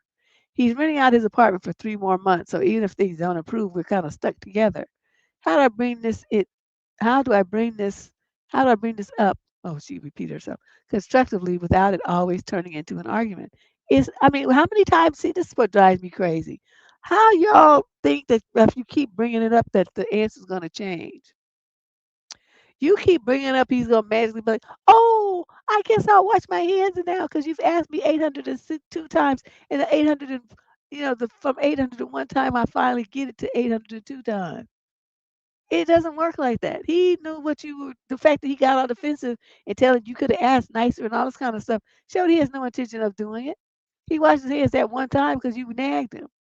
I bet he didn't even use soap. He probably just did that rinse under the fingertips shit I see a lot of girls do in the bathroom. These be the white girls. Y'all need to use some soap. You just really be tripping. If we be watching you, you just gross. Use your soap. Wash your hands for at least 15 seconds with the soap.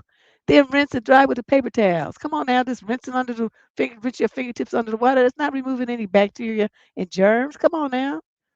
I see this all the time. It's just gross. It's got different sanitation habits and stuff. I just don't understand it. But for you, young lady, what you're gonna have to do is just tell him, look, I you moving in here is let me see that we do not this relationship is not gonna last. So whoever's in your apartment, you need to give an eviction notice or find someplace else to live on a short term lease because I want you up out of here at the end of the month. This is not working for me. Let's end this. I don't want to do this. I can't with you. We're not compatible. Because I just feel like you just destroying my stuff and you're gross and disgusting and you're bacteria laden. I couldn't. He would give me the ick. And think about touching somebody like that. You don't know where his hands been. They could be trying to touch your intimate body parts and stuff with them nasty dick cheese covered fingers. Oh no. I just cannot. That's just nasty. And if they don't wash their hands, they probably don't do have good dental hygiene either. That's just nasty. Gross. Ew. Question 16. This is a female 22 to 27. So issue. I asked my boyfriend of 5 months if he knew my middle name. Turns out that he didn't know much else about me either. Wow. Wait, do you know I saw this? You know how they had those things on TikTok. I don't know. I guess it might have been YouTube. I don't know where I saw it. But anyway, this guy was on the street, right? And these couples were walking by, and these were old people like that had been married for like 25, 35 years and stuff. Right. So he's asking them like questions like, do you have children? Yes. And then he would ask the woman, well, do you know your children's birth dates? And she would say, well, of course. And then the husband said, well, do you know your kids' birth dates? Well, I think one of them was born in the summertime. I mean, just okay, then next couple, do you know your wife's parents' names? This couple had been married for 40 years, and the husband didn't know his in-laws' first names. So it was like that through the whole segment. These husbands and boyfriends that didn't really know anything about and you could see the women's faces like red and humiliated and just distressed that this was somebody that they loved and this person didn't give a shit about them enough to know those basic things about them and the people that they love and the people that these men are supposed to love to their own kids. Didn't know their kids' birthdays. So I bring that up because when I watched it, I was shocked. That was a couple of years ago. I still remember it. And you are getting to see your boyfriend of 5 months.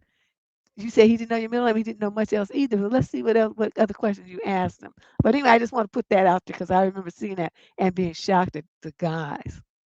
Jerisha, yes, all is well. Okay, so overall, the relationship felt good. We spent a lot of time together. We went on trips. Things seemed pretty serious. And I've already met his parents and extended family multiple times. He hasn't met mine yet, but they live several states away. However, I had started to have this sneaking suspicion every once in a while when I realized he might not actually know that much about me.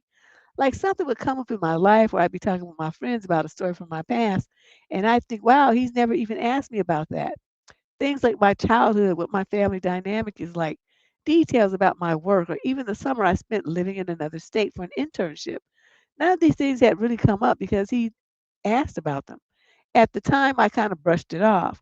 I figured maybe we just hadn't gotten around to those conversations yet. After 5 months, that's kind of basic stuff. However, it came out how it came out colon. We were at a bar with some friends, and we had a quite had we were a few drinks in. At one point, we called an Uber to go home, and when he asked for the drop-off address, my boyfriend could not remember my address. This was a little weird because he'd been to my apartment a lot and literally put my address into his maps multiple times before. But hey, it's not a super memorable number, so I brushed it off. While we were outside waiting for the Uber, though, something just came over me. Yes, the alcohol was definitely involved, but I suddenly got curious and asked him if he knew my middle name. Silence. Wow. So then I asked if he knew my parents' names. Nothing. Where I was born. Nothing. What I majored in college. Nothing. At this point, I was kind of laughing, half horrified. So I kept going, trying to think of other questions, like if he knew my family's cat's names, literally grasping for straws. He's a self-proclaimed cat person. Still nothing. Meanwhile, I know the answer to all of these things about him. No matter how intoxicated, I know a lot about him. Stories about his childhood, how his parents met, things from college, his favorite foods and desserts, etc. I'm actually the kind of person who keeps a note on my phone with little things about people I care about so I can remember them later. Like what he likes to order at different restaurants, random facts about his childhood, even what he wanted to be when he grew up. I was never expecting him to get every answer correct on my quote quiz, but not even one. Realizing he didn't know any of those basic things about me felt kind of shocking. And that's when it really hit me that my boyfriend of 5 months might not actually know much about me at all. And I naturally started sobbing on the sidewalk outside the bar. We eventually went home and I tried to explain why it upset me so much. I told him it made me feel invisible, like I could basically be swapped in for any other girl. That's how it is. Yeah, poor chick. He did apologize for forgetting those things, but he didn't really seem to understand why it was such a big deal. He mostly just kept saying he was drunk and that he would forget again. What hurt the most was that in that moment, he didn't really try to comfort me either. At the bar, at home, now it's been a couple of days. I'm honestly not even sure I can get over it. Can you help me think this through? I can help you think this through, and I'm gonna tell you something that a dude told me when I was about 21 years old. This little older cat. He was in the Navy, I think. Yeah, he was in the Navy, and he was married and had kids, like almost well older than me, really. Two of them, and then one of them was younger than me. And he told me, something that you need. That's why I like talking to older men. I mean, the ones that you can talk to, not the ones that are trying to get some. The ones you really want to have a conversation. He's like, well, one thing that I tell my daughter wants to understand is that men play at love. And I'm like, what do you mean? And he says they will tell you that they love you, but what they love is how you make them feel. So you putting all your time and energy and effort and love into caring for, supporting, and thinking about them. They don't do that. Men will just say, "Oh, I love you," and think that that's enough. And for many women, that is enough. That's all they care about. So he in his way he broke it down is like most men don't really love. They don't really love anybody, not really even themselves. They don't know how to love. They don't even have any concept of what love is. But since women do, men will do what they need to do to play the love game to get love from women, but they're actually incapable, most men, of giving it back.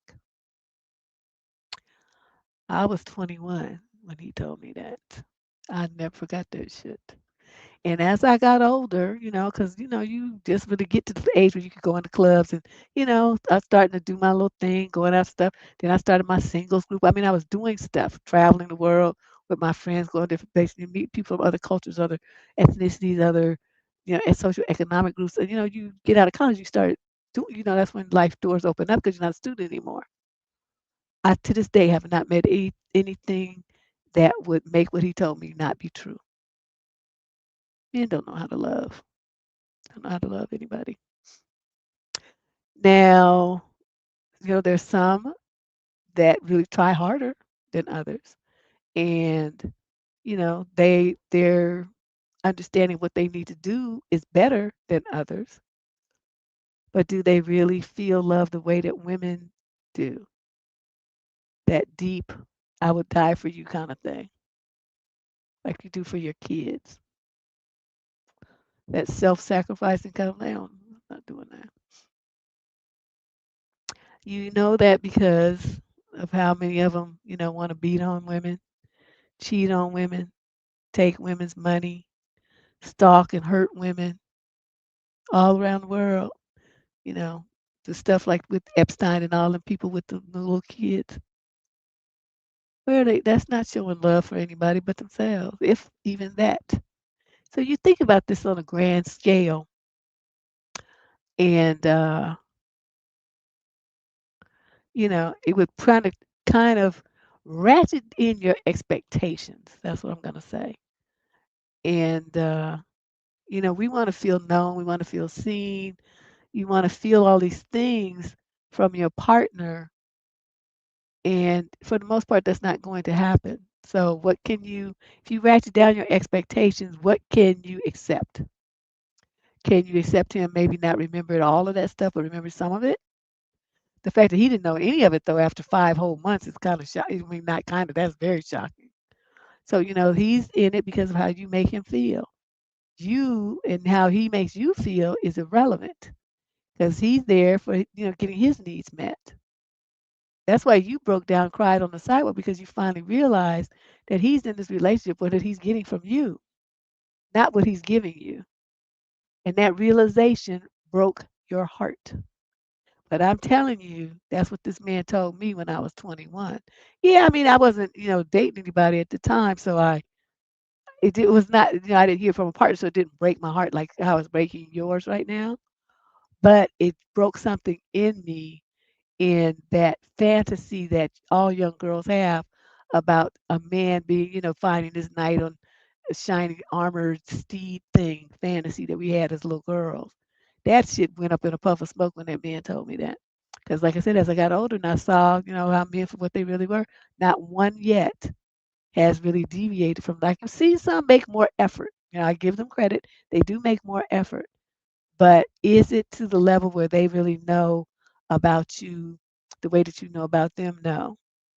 Their heads are too full of stupid. They can recite shit like, baseball scores and stuff from some players in the 40s, but they can't recite, you know, all the fact that there's kids' names or what grade their kids are in, their kids' birthdays. They don't know that kind of stuff. But they know, about Willie Mays and somebody else from, this baseball score from 1962 or some shit like that. They know that.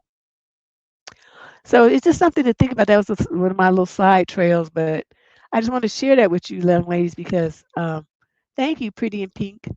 Um, that was a reality check for me at that age, and I think it's something that I want you young girls to start thinking about, because like I said, some dudes are going to make more effort than others.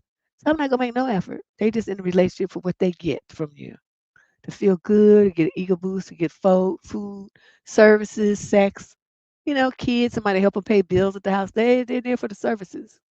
So you think about it. If you're not getting, that's what I tell women all the time. If you're not getting your needs met in your relationship, sneezing so much today. Oh, if you're not getting your needs met in your relationship, deuce out, deuce the fuck out, because you just getting used. Then you there meeting his needs and you're not getting yours met. Fuck that motherfucker. Get on, and I mean that.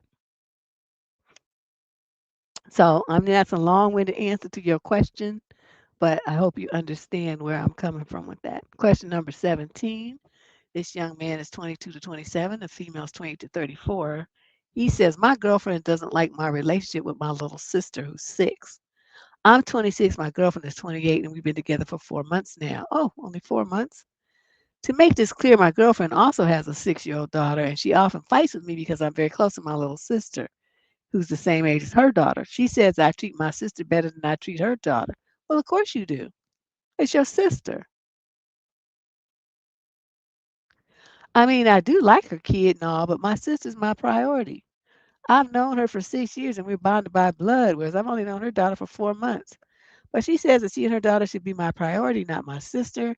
She always demonstrated discontent right from the beginning, and yet you stayed. You stayed with this woman. She must be putting it down in bed. That's what I think of. Deb, I was almost 20 when my sister was born. I have friends who are already dads at that age, so people could think she was my kid when I take her around. And even though we are both children of the same parents who are still together, she was born at a time that my father was severely injured, so I helped take care of her like my own child. Also, I was going through a major depression episode back then, so my baby sister was like a new light in my life. We have always been extremely close and always bought her stuff and took her out to have fun experiences. Unfortunately, my girlfriend doesn't understand that. She wants me to be the father of her daughter and to put her kid as my top priority in life. What should I do? You should tell her, you should break up. I'm going to tell you this because you know what's going to happen, and please understand this. I'm not saying I want this to happen. I'm just telling you this is what these kind of women usually do. She's jealous of the relationship that you have with your sister and mad because her daughter doesn't have a male in her life that loves her like that. She's going to start saying nasty things to your daughter or egg her kid on to hurt your little sister, or saying nasty things to her when you're not around within earshot. What you have to do is protect your sister. Keep her away from this bitch and her kid, and don't you do anything that's in what she's talking about. What you need to tell her is like, look, what you must be confused. You got some shit twisted. That's my blood. That's my sister. I just met you and this little bitch kid you have a couple of months ago. I don't have no if shit she got a daddy. That's who you need to be asking to show her all this attention and shit, not me. Bitch, I'm not married to you. I'm not living with you. I'm not nothing to you. I just met your ass. So you need to get your mind right. Cause you thinking I'm gonna do some shit and be favoring your kid, bitch. I just met you, like I said, and then at this rate that we going right now, I'm not gonna know you past tomorrow. Cause your attitude is just not right. It's not the kind of attitude I want to have around my baby sister. So boop, I'm out. You know what I mean? Yeah, she need to find her baby daddy. That's who gonna be her priority. It ain't me. I wasn't the one fucking around and made that damn kid. That was whoever you chose at that moment. Go find that motherfucker and tell him to make her his priority. That ain't my job. But yeah, what you really need to do is dip out on this quick before your sister gets hurt. You think I'm kidding? Because the hurt doesn't have to be physical. It could be emotional. She don't say some fucked up shit to her and have your sister doubting herself and feeling bad. Don't put her in that situation. Any woman that you have must be willing to step in and be a big sister to your baby sister. If she's not and she's showing jealousy and stuff, that's not the person for you. I'm glad you wrote in because you're not thinking about this straight. Get rid of this chick. Get out of this relationship now. Find somebody else. Question number 18. This is a female in the 22 to 27 age group.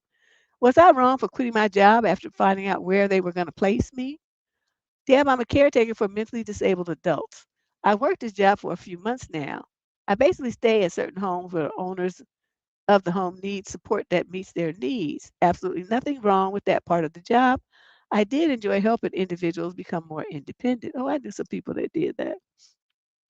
This field is always in need of help. With that in mind, there's a home with residents, a part of the company that is severely understaffed, and usually I wouldn't mind picking up a few shifts there. However, I was told I'd be moved there permanently.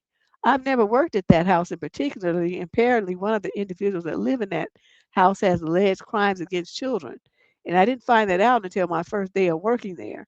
This man is way larger than me by at least a foot. He was a bit aggressive with staff already present in the home by the time I got there, and he was just creepy. Due to being a victim of this certain crime against children, I did not feel safe working in that home. At some point in the day, he found out that I was 19 and wasn't shy about his advances, to which I could only move and go somewhere else to avoid him. Thinking of shifts I'd probably have to take there alone, I almost cried. I don't have any means of defending myself because we're trained to redirect the situation if an individual becomes aggressive. But physically looking at this guy, I don't think I could redirect him into not doing something because he's huge. I'm only 5 feet and also female. So you 5 feet tall, you're a big little wisp of a thing.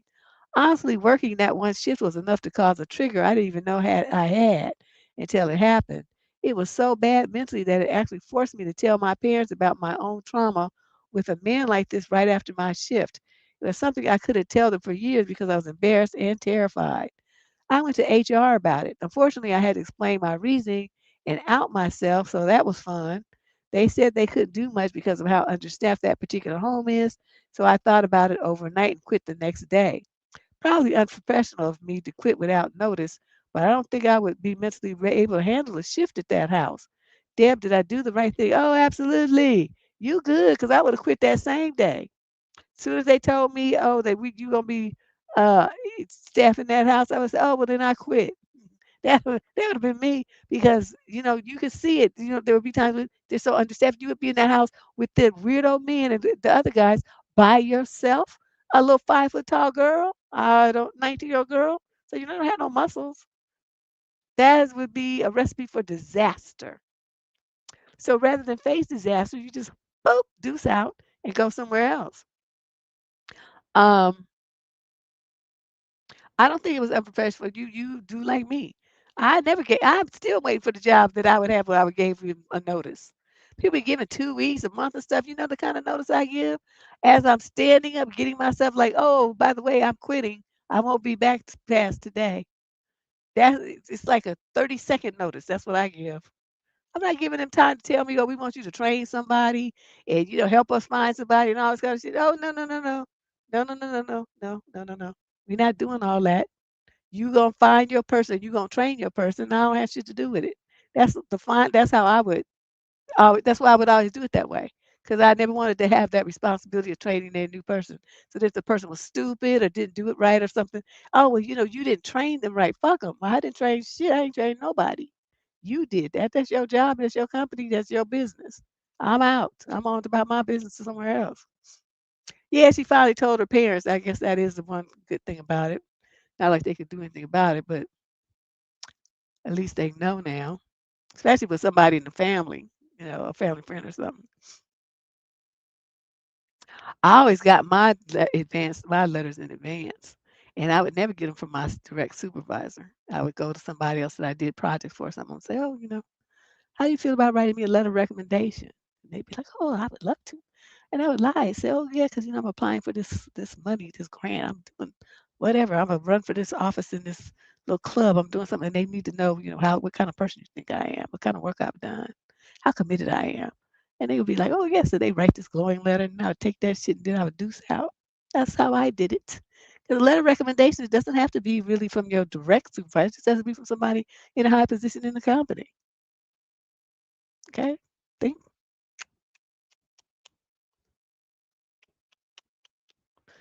And I would do that sometime a month or two before I was actually ready to leave. I might not even have anything lined up yet, but I know I'm looking, and it was going to happen. So you start getting those letters now, and with that cover story, right? Because you're still working, so they see you still there. So they be like, "Oh, I guess it was true," because she hasn't quit.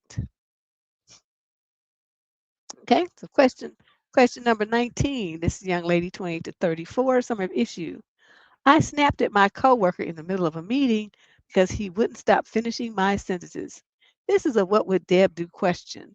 I need to know if I handled this badly because half my office thinks I did the absolute most, and the other half quietly came up to me afterwards and said they want to do the same thing for months. So there's a guy where I work, and let's call him Jacob. Jacob is smart, genuinely, and I think that's part of the problem. He's the kind of person who processes information fast and gets visibly impatient when other people are still forming their thoughts out loud, which fine, not everyone thinks at the same speed. But for the past 4 or 5 months, Jacob has been finishing my sentences in meetings. Not occasionally. Every single time I start a point, he jumps in about 3 words before I land and completes it, usually slightly wrong. And then the conversation moves on as if he said it. I've timed it. I get about 6 to 8 words before he cuts in. Hmm. I've tried slowing down. He just waited less time. I tried pausing mid sentence deliberately. He filled the gap immediately. I mentioned to him casually once over coffee, and he laughed and said he was just trying to keep things moving. Yeah, okay, Jacob. Not sure it matters, Dad, but the question has come to my mind because I'm the only black woman on the team and the only one he does this to. Oh,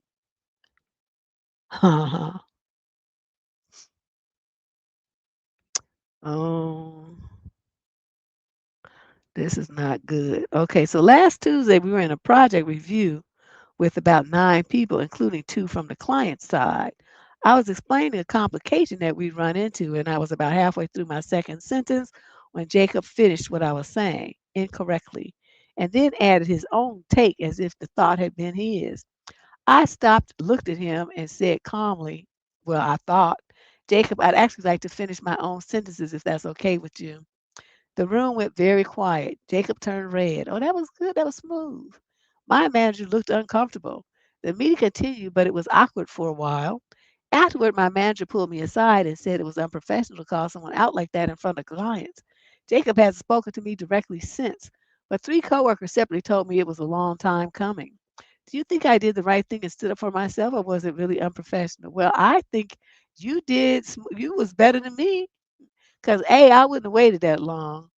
And I had a woman who was like that. She wouldn't finish her sentence, but what she would do is interrupt to talk over you. Now, I don't talk slow. My mind works at rapid, like lightning speed. So nothing was being slowed down or, drawn out because I was talking. She was just rude and arrogant and thought that the shit she wanted to talk was more important than what everybody else was saying. So I saw her do that. She did, then she did it to me. And so then I finally had to tell her, I was like, look here, Kim, I'm still talking. You need to wait until I'm done, and then you can talk and have the floor. So, see, my way of doing, like, I thought your way was very polite and demure. Mine was like straight up, like, bam, aggressive.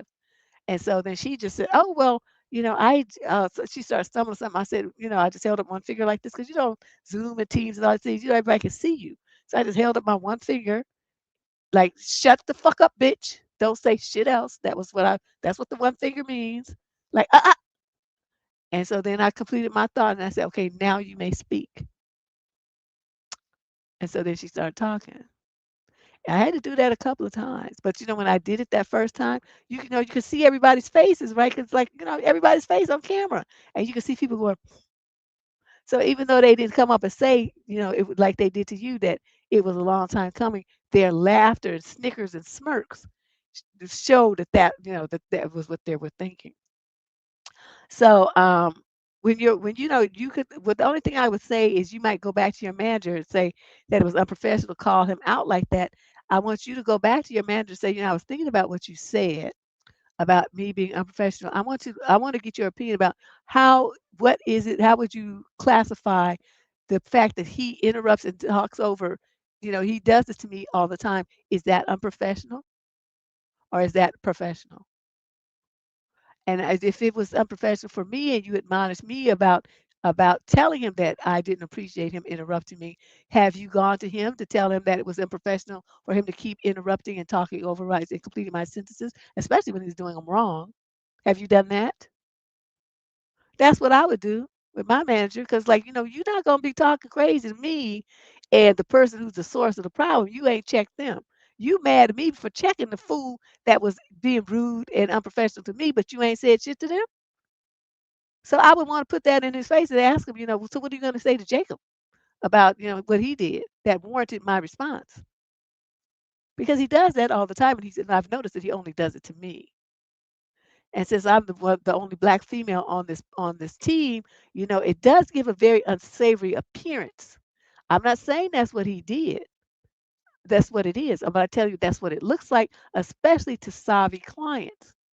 So, I think you need to look at this through a different lens. Look at this through the lens of the clients and how they might interpret this behavior if you don't show equitable corrective actions towards these behaviors. Jacob should not be able to get away with doing this. It's showing dismissive disrespect of any other employee, especially the sole black female employee in front of the clients. So, you think about it, you use this word I always use with white folks, lens.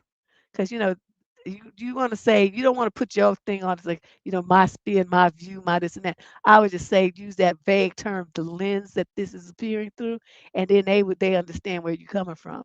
Because, it's like you got a client, you don't know what the mentality is of your clients. If your clients are looking at this like, why this white boy always picking on this black girl? And we're giving these people money, and not one of these managers is stepping up to correct this shit. Oh, this is not the kind of alignment and partner that we're looking for. Clients think about stuff like that. And a lot of these businesses don't think of, I say you better look through the lens of the client and get this shit straight and tell Jacob to shut his fucking mouth when other people are talking. Because, he thinking because he white that he's always right. That is the mentality a lot of white males have. They don't even want to hear from other white females. But they just think because they're white and they male and they at the top of the pecking order that everybody's supposed to listen to them. I'd be real quick to tell them to shut up. You don't know shit. All you know is what you think you know. You don't know nothing about the perspective from other people. You've never been a woman and you've never been black. So when we talk about something that don't have nothing to do with you, you need to shut up and listen. Learn. Learn about the world and other people in it.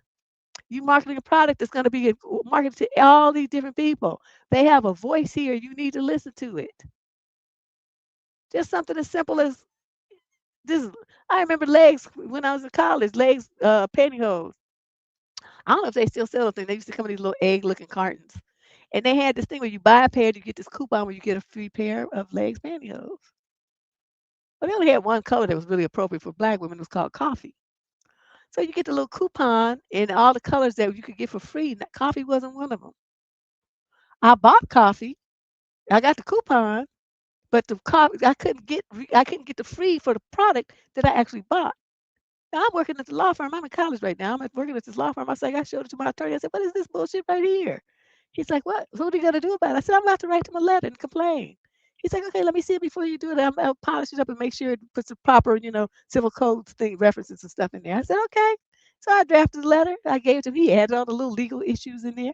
I folded that shit over. I mailed it off to whatever the company was, Procter Gamble, whoever it was at the time that owned the company. And they wrote me back and they said, that was a serious oversight.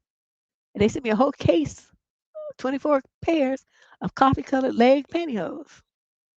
So I didn't just get one pair, I got 24 pairs. I showed them to my boss. He said, "Good job." But see, that's how you have to do, like for these companies. Don't just look through your lens. Look through the lens of your clients and how they're going to see what you do and what you say. And so that's why, young lady, I would do, you can even use that story if you want to show him why it's important to look through the lens of other people when you're doing things, when it's going to be stuff that affects a program, a product, a launch, a project. You have to look at it through the lens of other people. How are they going to perceive your behavior, what you do and what you say? Is it going to be in line with their culture, with their race, with their opinions, with their experiences? Because you, as a white male, you're going to have a whole different experience than a white female, black female, an Asian male. But all these people might buy your product. You should have people on your product team, product development team, and marketing team from all of those ethnicities. So you think about that for a minute, and before you go up and talk to your boss, but he needs to check this dude, okay? Because he's gonna be a downfall one of these days. You get the wrong client, and he gets to doing that kind of stuff. It's not gonna go over well. Your company could lose business. Question 20. She's 18 to 21. Summary of issue. Am I wrong for wanting to break up with my boyfriend because of what he said to me? I've been with my boyfriend since we were in the 10th grade. We're both 20 now. Ooh, that is too long. Our relationship has been fine. In fact, I think it's been amazing. How would you know? It's your first one. Now, let me provide you with some additional context. My boyfriend and I were both V's when we started dating. The only thing that we had done before was kiss. Now, I'm not the skinniest girl, but I'm not fat either. I consider myself to be between skinny and slightly chubby, as I'm 5'10" and 105 pounds. That is not chubby at all. You tripping.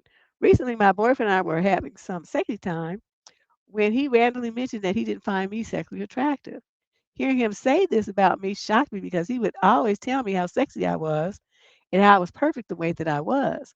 So him saying this caused me instantly to be turned off, and I told him to leave. When I told him to leave, he got mad and said, "Why are you so mad?" I was just telling the truth. In response, I told him to leave, which he did after grumbling. I went on to state that my boyfriend, no, I want to state that my boyfriend and I do not live together. Once he left, I said they're hurt because he didn't find me sexually attractive. I started questioning all the other times that we had nook nook, wondering if he even enjoyed doing the tango with me. After a few days of not talking to him, I getting my emotions together, I decided to break up. He was not happy and stated, "You're really breaking up with me because I don't find you sexually attractive? I think that's a damn good reason." Hey, Jabo,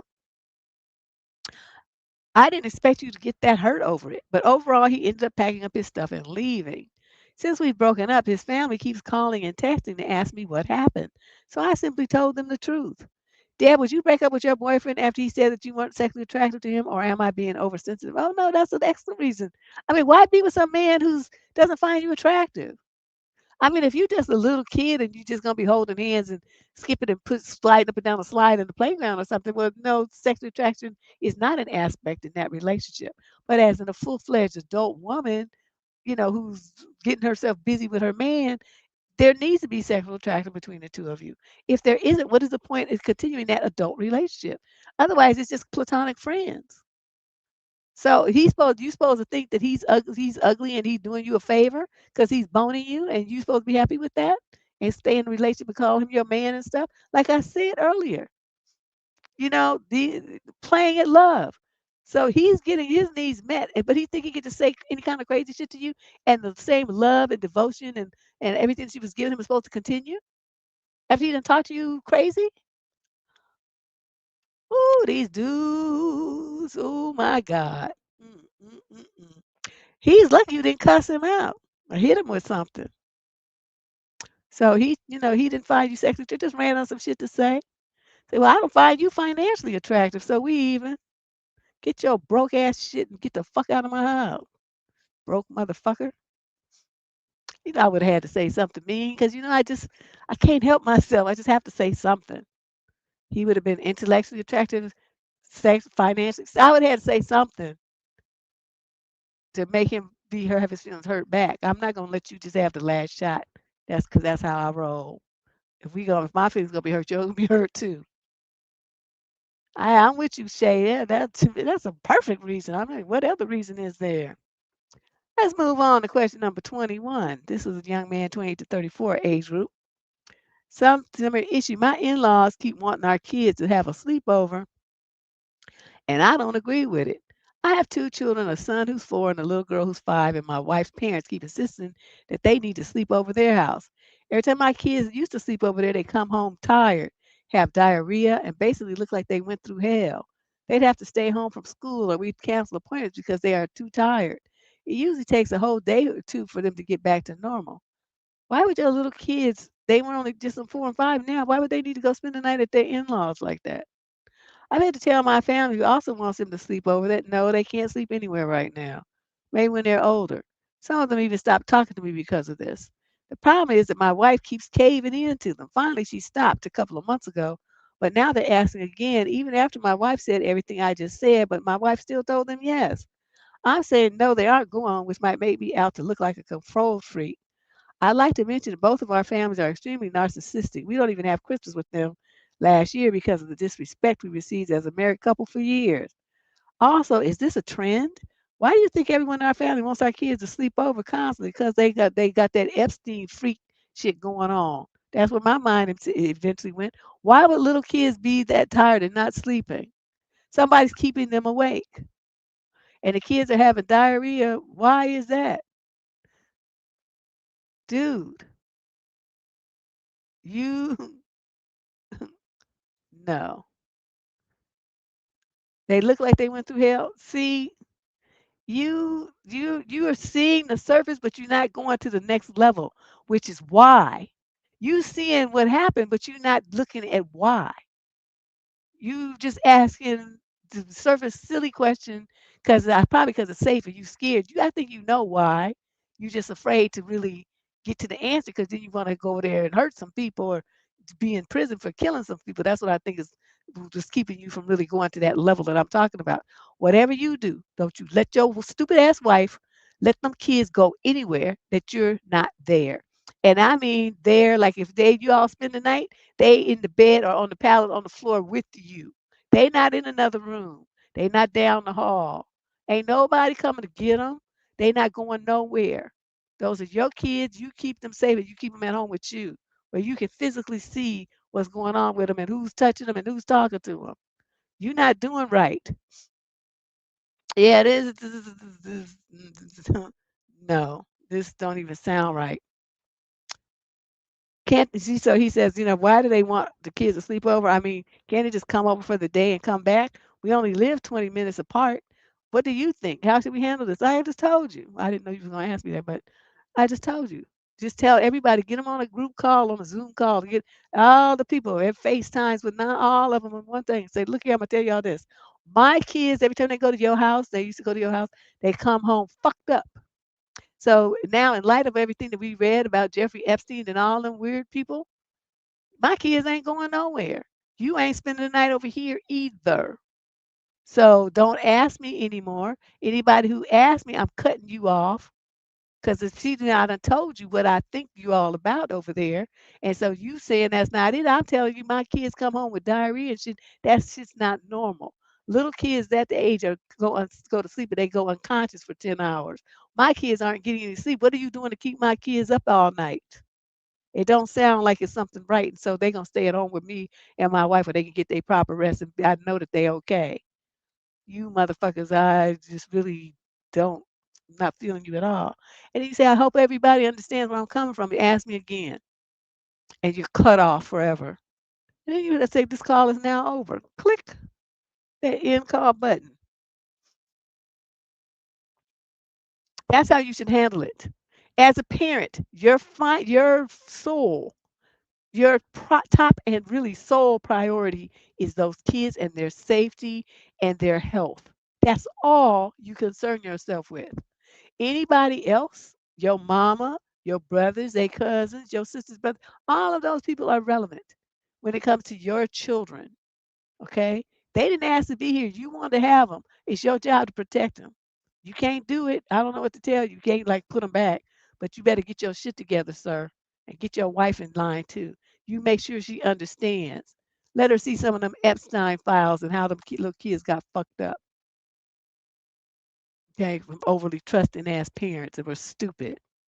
Even the ones that was over with Diddy, those parents overly trusting too, letting him take their kids and ushering them take their kids. The poor little Justin whatever his last name is, Bieber, and all them other kids coming up in there because their parents were stupid and trusting. So and that would be you and your wife. Think just because you related to somebody that it's okay to let your kids be out of sight overnight. You don't know who the fuck them people have in their house. You don't know what's going on with your kids. They were too little to talk and tell you. See, they could have been having all kind of freak shit going on with your kids. That's why the kids were exhausted. They were up all night doing crazy shit with them. And you have no clue because they were too young to tell you.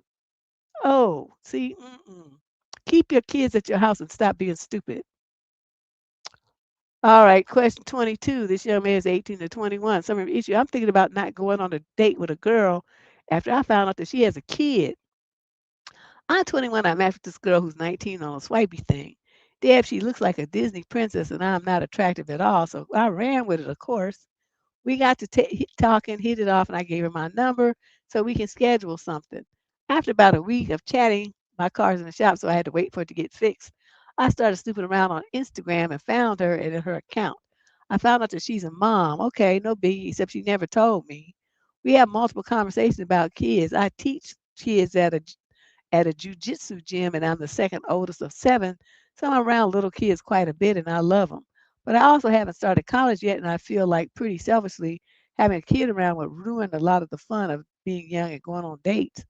I'm not opposed to there being a kid around, but I also feel like I wouldn't be able to properly pursue my academic career. I plan on being a canon lawyer, which requires at least 6 years of schooling. Oh, so you must be in the UK somewhere. I currently work a blue collar job part time to save up for my future, and I feel like I would need to abandon college to work if things got serious. I'm pretty conflicted on this as I would like to be a father someday, but I don't feel like I'm ready yet. What do you suggest I do? I suggest that you slow the fuck down. You just met the girl. You matched and because she's pretty and looks like a Disney princess. That don't mean you're gonna be headed down the aisle saying I do and living happily ever after. You going from A to Z. Dude, can we go to B, C, and D first? Like, some dates and stuff? A week of chatting. You don't even say where you've been on a date with her.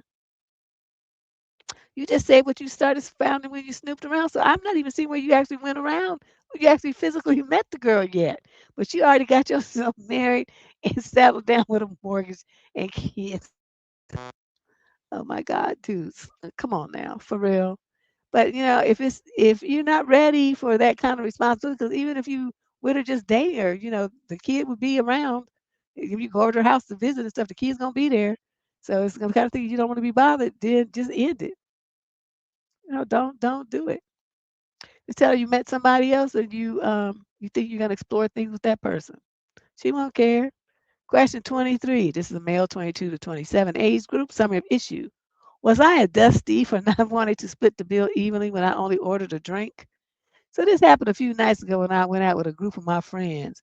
There were about 6 of us all together, and we went to this casual place to hang out and eat. The thing is, I had already eaten before I met up with them. I mainly just went to chill and talk for a bit. So when the server came around, I only ordered a soda.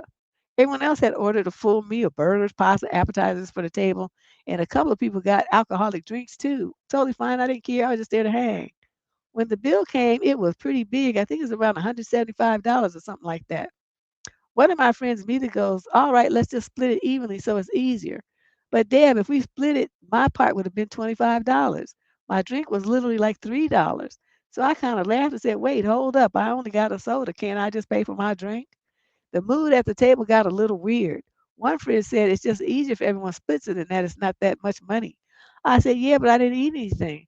Paying for $25 for the soda feels kind of weird." Another friend said, "Well, you were still part of the group dinner, so it's fair." Yeah, okay. I told the server I just paid for my drink and tip. It came out to like $6. Yeah, tip on and tax and stuff for a $3 soda is not $3. You way overpaid yourself. Four $4.20 probably is about right. The rest of them split the rest, but one of my friends looked kind of annoyed and later said I made it awkward for the server and for the table. Now a couple of people are saying I should have just paid the extra to keep things simple. But man, paying $25 for a soda just doesn't sit right with me. Would you have done things differently? No. But well, maybe the only thing I would have done differently is I would have, when I came in and saw they was ordering all that stuff, I would have said, okay, before y'all get to talk about splitting the bill and all this old shit here, I'm telling you right now, I'm only ordering the soda and that's all I'm paying for. So don't even ask me. So see, I believe in doing the preemptive strike so everybody's on notice. But that's why I don't go to group dinners anymore. Cause I remember so she had a birthday party. She knows like hella people, right? So there's about 30 niggas at this party. I can't even say I know 10 people that I socialize with like that. So she had this giant ass group of people and her raggedy ass cousins and some dudes and stuff. I mean, so did everybody order? It was a nice place. Everybody ordering all this food. They ordering appetizers, they ordering drinks and stuff. And I'm steady keeping track of my stuff because that's when I was still working as a trainer. I can't you know, drink too much alcohol because I got to be at work at 6 o'clock in the morning for my first client, right? That's when I used to work them crazy shifts. And then I don't want to go too much over my budget because as my daughter was still in private school, and I was paying that private school tuition. Excuse me. So I was on a very,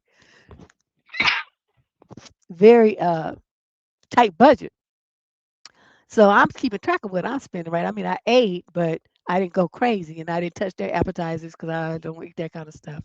So, and I didn't order any alcohol. So, I wanted to pay a portion with the girl, covering part of hers, but then I didn't even do that because she had all them other people to do that, right? It's 29 of them and then me. So I figured, they can get it. And so I paid for mine. And while I was waiting for the lady to come back with the with my change, my card and stuff, um, they was having trouble. Like each one of them dudes just ordered like a regular meal and put down $100 bill. Okay, so they've already covered like the birthday girl's food plus her drink plus way more, right? Because it's like four of them and they put down $100 each. Because they men and they was balling like that, so they just threw out $100 bill.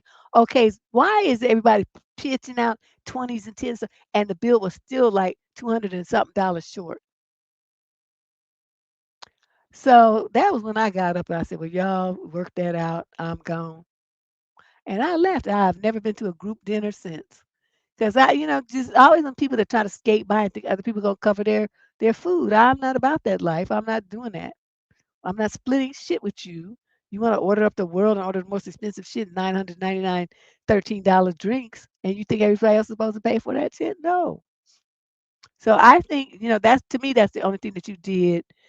I mean, that I would have done differently from you. I would, before I even sat down, I would have said, I'm only gonna get a soda. I already ate, so I'm gonna get a little soda or some shit. I might even went to the bar and got mine. Just paid straight. You go to the bar and get it, and bring it to the table with me. So it's tip, tax, everything covered by the time I sat down, right? So that my shit's not even on their tab at all. That's another way to do it. But I definitely would not have split the bill with them. I'm not wasting my money like that. Okay, so you did good. Good for you. Question 24. We got one more question after this. This young lady's 28 to 34. The male's also the same age group. Summer issue. My boyfriend uses the term instead of we when he talks about our plans to friends. For a while now, I've noticed that my boyfriend uses I when talking about plans with his friends, even when I'm standing right there. The other night, we were at a pub with his mates about to go, and he says, "Okay, I'm going," rather than "we're going." His friend playfully said, "Just you?" acknowledging that it was a bit off. He also does this if someone asks what he's been up to and I'm standing with him. He'll say, "I went to X on Saturday," even though I went with him. And even though I'm a part of this conversation about that event or occasion or whatever, it makes me feel really strange. It feels like it prevents me from saying anything related to that statement, seeing as he hasn't included me. If that makes sense, how should I address this? By firing his ass and get somebody new? Oh, let me explain the deeper ramifications here. You're with this man, and this is, why does this keep coming up in this show? He's getting what he wants out of the relationship. He doesn't see you as an integral part of his life.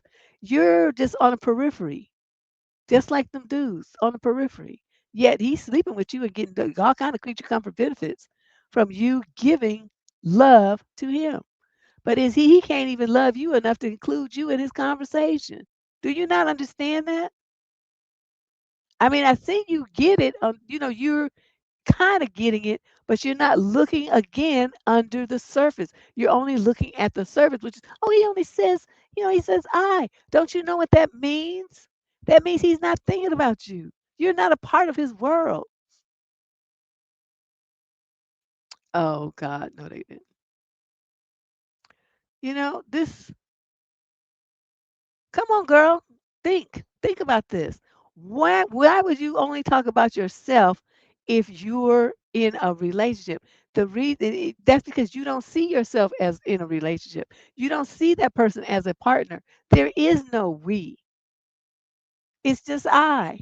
This person just whatever, just standing there. Now, if you don't want to be in a situation with somebody where you're loving them and committed to them and feeling like a we, but they're not seeing you that way, it's not reflected in their behavior or their conversation. What does that tell you?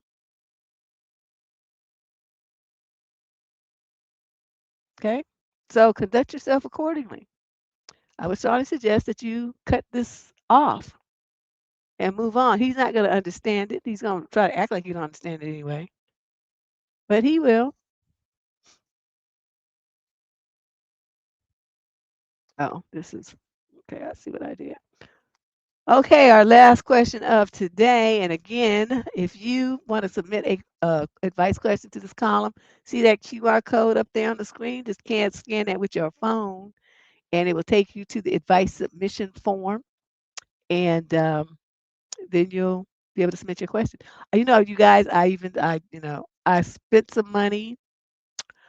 I usually don't want to do that because it's like, oh, you just never know about your results, and it just costs much too much. But I budgeted $250, and I paid for a YouTube ad for the video on what girls should know before they go to college. I felt like, that's probably a good one. It would hit a different market, and it's some valuable information a lot of young ladies need to have. So I sprung for it, and with the target of getting new subscribers. And so we went up to just over 31,000 to almost 40,000. So the ad was very successful for my little $250 got a lot of new subscribers. I don't know if they'll stick around, but it was interesting to see how it worked. I've never done that before on the channel. So it was really interesting. And I've been doing a lot more shorts too. I think people like that format, excerpts from the live streams. People like to share those a lot more, and it does little clips of, the advice that I give in the live streams. It does, pulls out the little pertinent parts. It makes them into 30 to 90-second clips, and people like to share those. I found a lot more than the long videos. Yeah, Shay, I was like, woof. But girl, I was like, with that money, I, I just didn't want to spend it. So we'll see what happens. What does that mean for the channel long term? It's just been the last couple of weeks. It hasn't even been, it hasn't been reflected on a monthly uh, numbers chart yet. It's just did it. So we'll see. Like maybe 30 days from now, I'll be able to see what the actual result was. So let's do our final question for today. This young lady's in the 22 to 27 age group. Summer issue. Was I a bitch for calling out my friend for constantly bringing up my ex in front of my new partner? This is a what would Deb do question. Oh, I love these. I'm 27 and I have a friend named Jackie. Oh, every friend I've ever met, every woman I've ever met named Jackie is just a shit starter. Messy. Who I've known since college. Jackie is also happens to be close with my ex. Let's call him Buster. Buster and I broke up. She's a savage. Buster and I broke up 3 years ago because he was a workaholic who prioritized his career over everything else. It wasn't a messy breakup, but it's over. For the last year, I've been dating Leo, who is 29. Leo is incredible. He's supportive and kind, and we actually have a work life balance. However, every single time Jackie hangs out with us, she managed to bring up Buster's incredible achievements. It started small, like mentioning Buster's promotion, always followed by a fake innocent, oh, Leo, you should have totally asked for career tips. I've never told her privately to cut it out because it's awkward, but she always plays dumb. Oh, she says, I have told her because it's awkward, but she always plays dumb and says she's just so proud of him. But last night at our friend's birthday dinner, Leo was initially telling a story about a project that he just finished. He was so excited, but Jackie cut him off to say how nice that was for him. Then she immediately pivoted to talking about how my ex Buster just got made head of sales at his dealership and bought a brand new truck. I finally snapped. I didn't pull her aside. I just looked her in the eye and told her that her obsession with my ex's achievements was pathetic and that she needed to stop being a snake or leave the table. She burst into tears and ran to the bathroom, and now half the group is mad at me for ruining the vibe of what they call just a conversation. Leo appreciated me standing up for him. Good for you. But now I'm the one being painted as the villain. Deb, is that something you would have done too? Or was I just an over the top bitch for blowing up at her in public? Well, how would I have done that? I would have done that different. Is Sheila's for you? Yeah, every woman I've ever met named name. Now when I meet somebody, she tell me her name is Jackie, I'd be like, oh Lord, please steer this bitch away from me. I need holy water or something to be sprinkling. Okay, let me see how would I have handled this different. Okay, so anytime she managed to bring up Buster's incredible achievement, the first time you do it, I probably would have just looked at her like, I would have noted it, But knowing me, I wouldn't have said anything that first time, not in the group. I would have asked her, would have gotten, on a private conversation, like, what was the fuck was that you talking about Buster in front of all these people for? What was that about? So she could tell me and say, okay, well, I'm gonna tell you this, don't do that shit again. Because if you do that again, I'm a out you. And my outing is not gonna be fun for you. So I'm warning you now. You anytime you want to talk about that motherfucker, you do it at your house or you do it in private in your diary or some shit. But I don't want to hear it, and nobody else want to hear it either. And if you think he's so great and grand and wonderful, to take your happy ass over there and you date Buster. I'm telling you now, you better heed what I say. Okay, she would have got that first. Then you said you told her to cut it out and because awkward and all that, but you didn't really give her any punishment for what would happen if she did it anyway. See, whereas I would have threatened her and told her what I was gonna do was just put your ass on Front Street. So then she did it at a birthday dinner. She cut your boyfriend off and started talking about Buster again. And so you did it and you told her that it was pathetic and she needed to stop or leave the table, and you did a good job. That's exactly what you did. And it's too bad somebody else didn't do it. Say, what is your obsession with Buster? Do you want to fuck him or something? If that's what you want to do, you should just go do it. Because we don't want to hear about Buster. He's an ex, he's a non-factor in everybody here's life except for yours. So you want to keep talking about him? He's my ex. I don't give a fuck about Buster. Nobody else gives a fuck about Buster either. Shut up, bitch, and get away from this table, or I don't know what to tell you. It's gonna be on. We're gonna beat your ass. Yeah, she cried. She didn't cry long and hard enough to suit me. She burst into tears. She need to be crying. The group that was mad at you for ruining the vibe, you supposed to tell them then, why didn't you say something then? Why do I have to be the one to tell her to shut the fuck up? Nobody want to hear about that trifling two-bit piece of shit motherfucker. That's why I broke up with him. You think I want to hear about his ass every time we get together in the group? So, you talking about it ruined the vibe. Don't you think it ruined the vibe for me? So if my vibe is ruined, it's good that yours is ruined too. So now we can all have a ruined vibe together. Don't let them get away with that, with them trying to make you the fall guy for that and make it be your fault after she's the one that fucked everything up. Mm-mm. If I'm gonna have a bad vibe evening, you gonna have one too. I like to share. Let's have some equity here. So no, I don't think you were over the top. But like I said, I would have warned her with warning of what was coming. So then when it came, she wouldn't have any right to be crying and run to the bathroom and being all fucking dramatic and stuff. Be like, bitch, I told you that was what was gonna happen and you didn't listen. So what you want me to do? I warned you. So anyway, that's our 25 questions for today. Um, like I said, if you just coming in, look at that QR code up there on the screen. That's how you send in your letter for this column for a future show. Okay, all of these letters were submitted in advance. I used to do the show where people could just call in, but I don't know. I kind of fell off. But maybe this summer, we'll see. We'll see how I feel, what kind of energy I have as we come up. Because I'm getting old. Shit, I'm tired. I'll be tired. But anyway, that's it. That's it for today. We will see you next week, next Sunday, same bat time, same bat channel. Okay? See you later.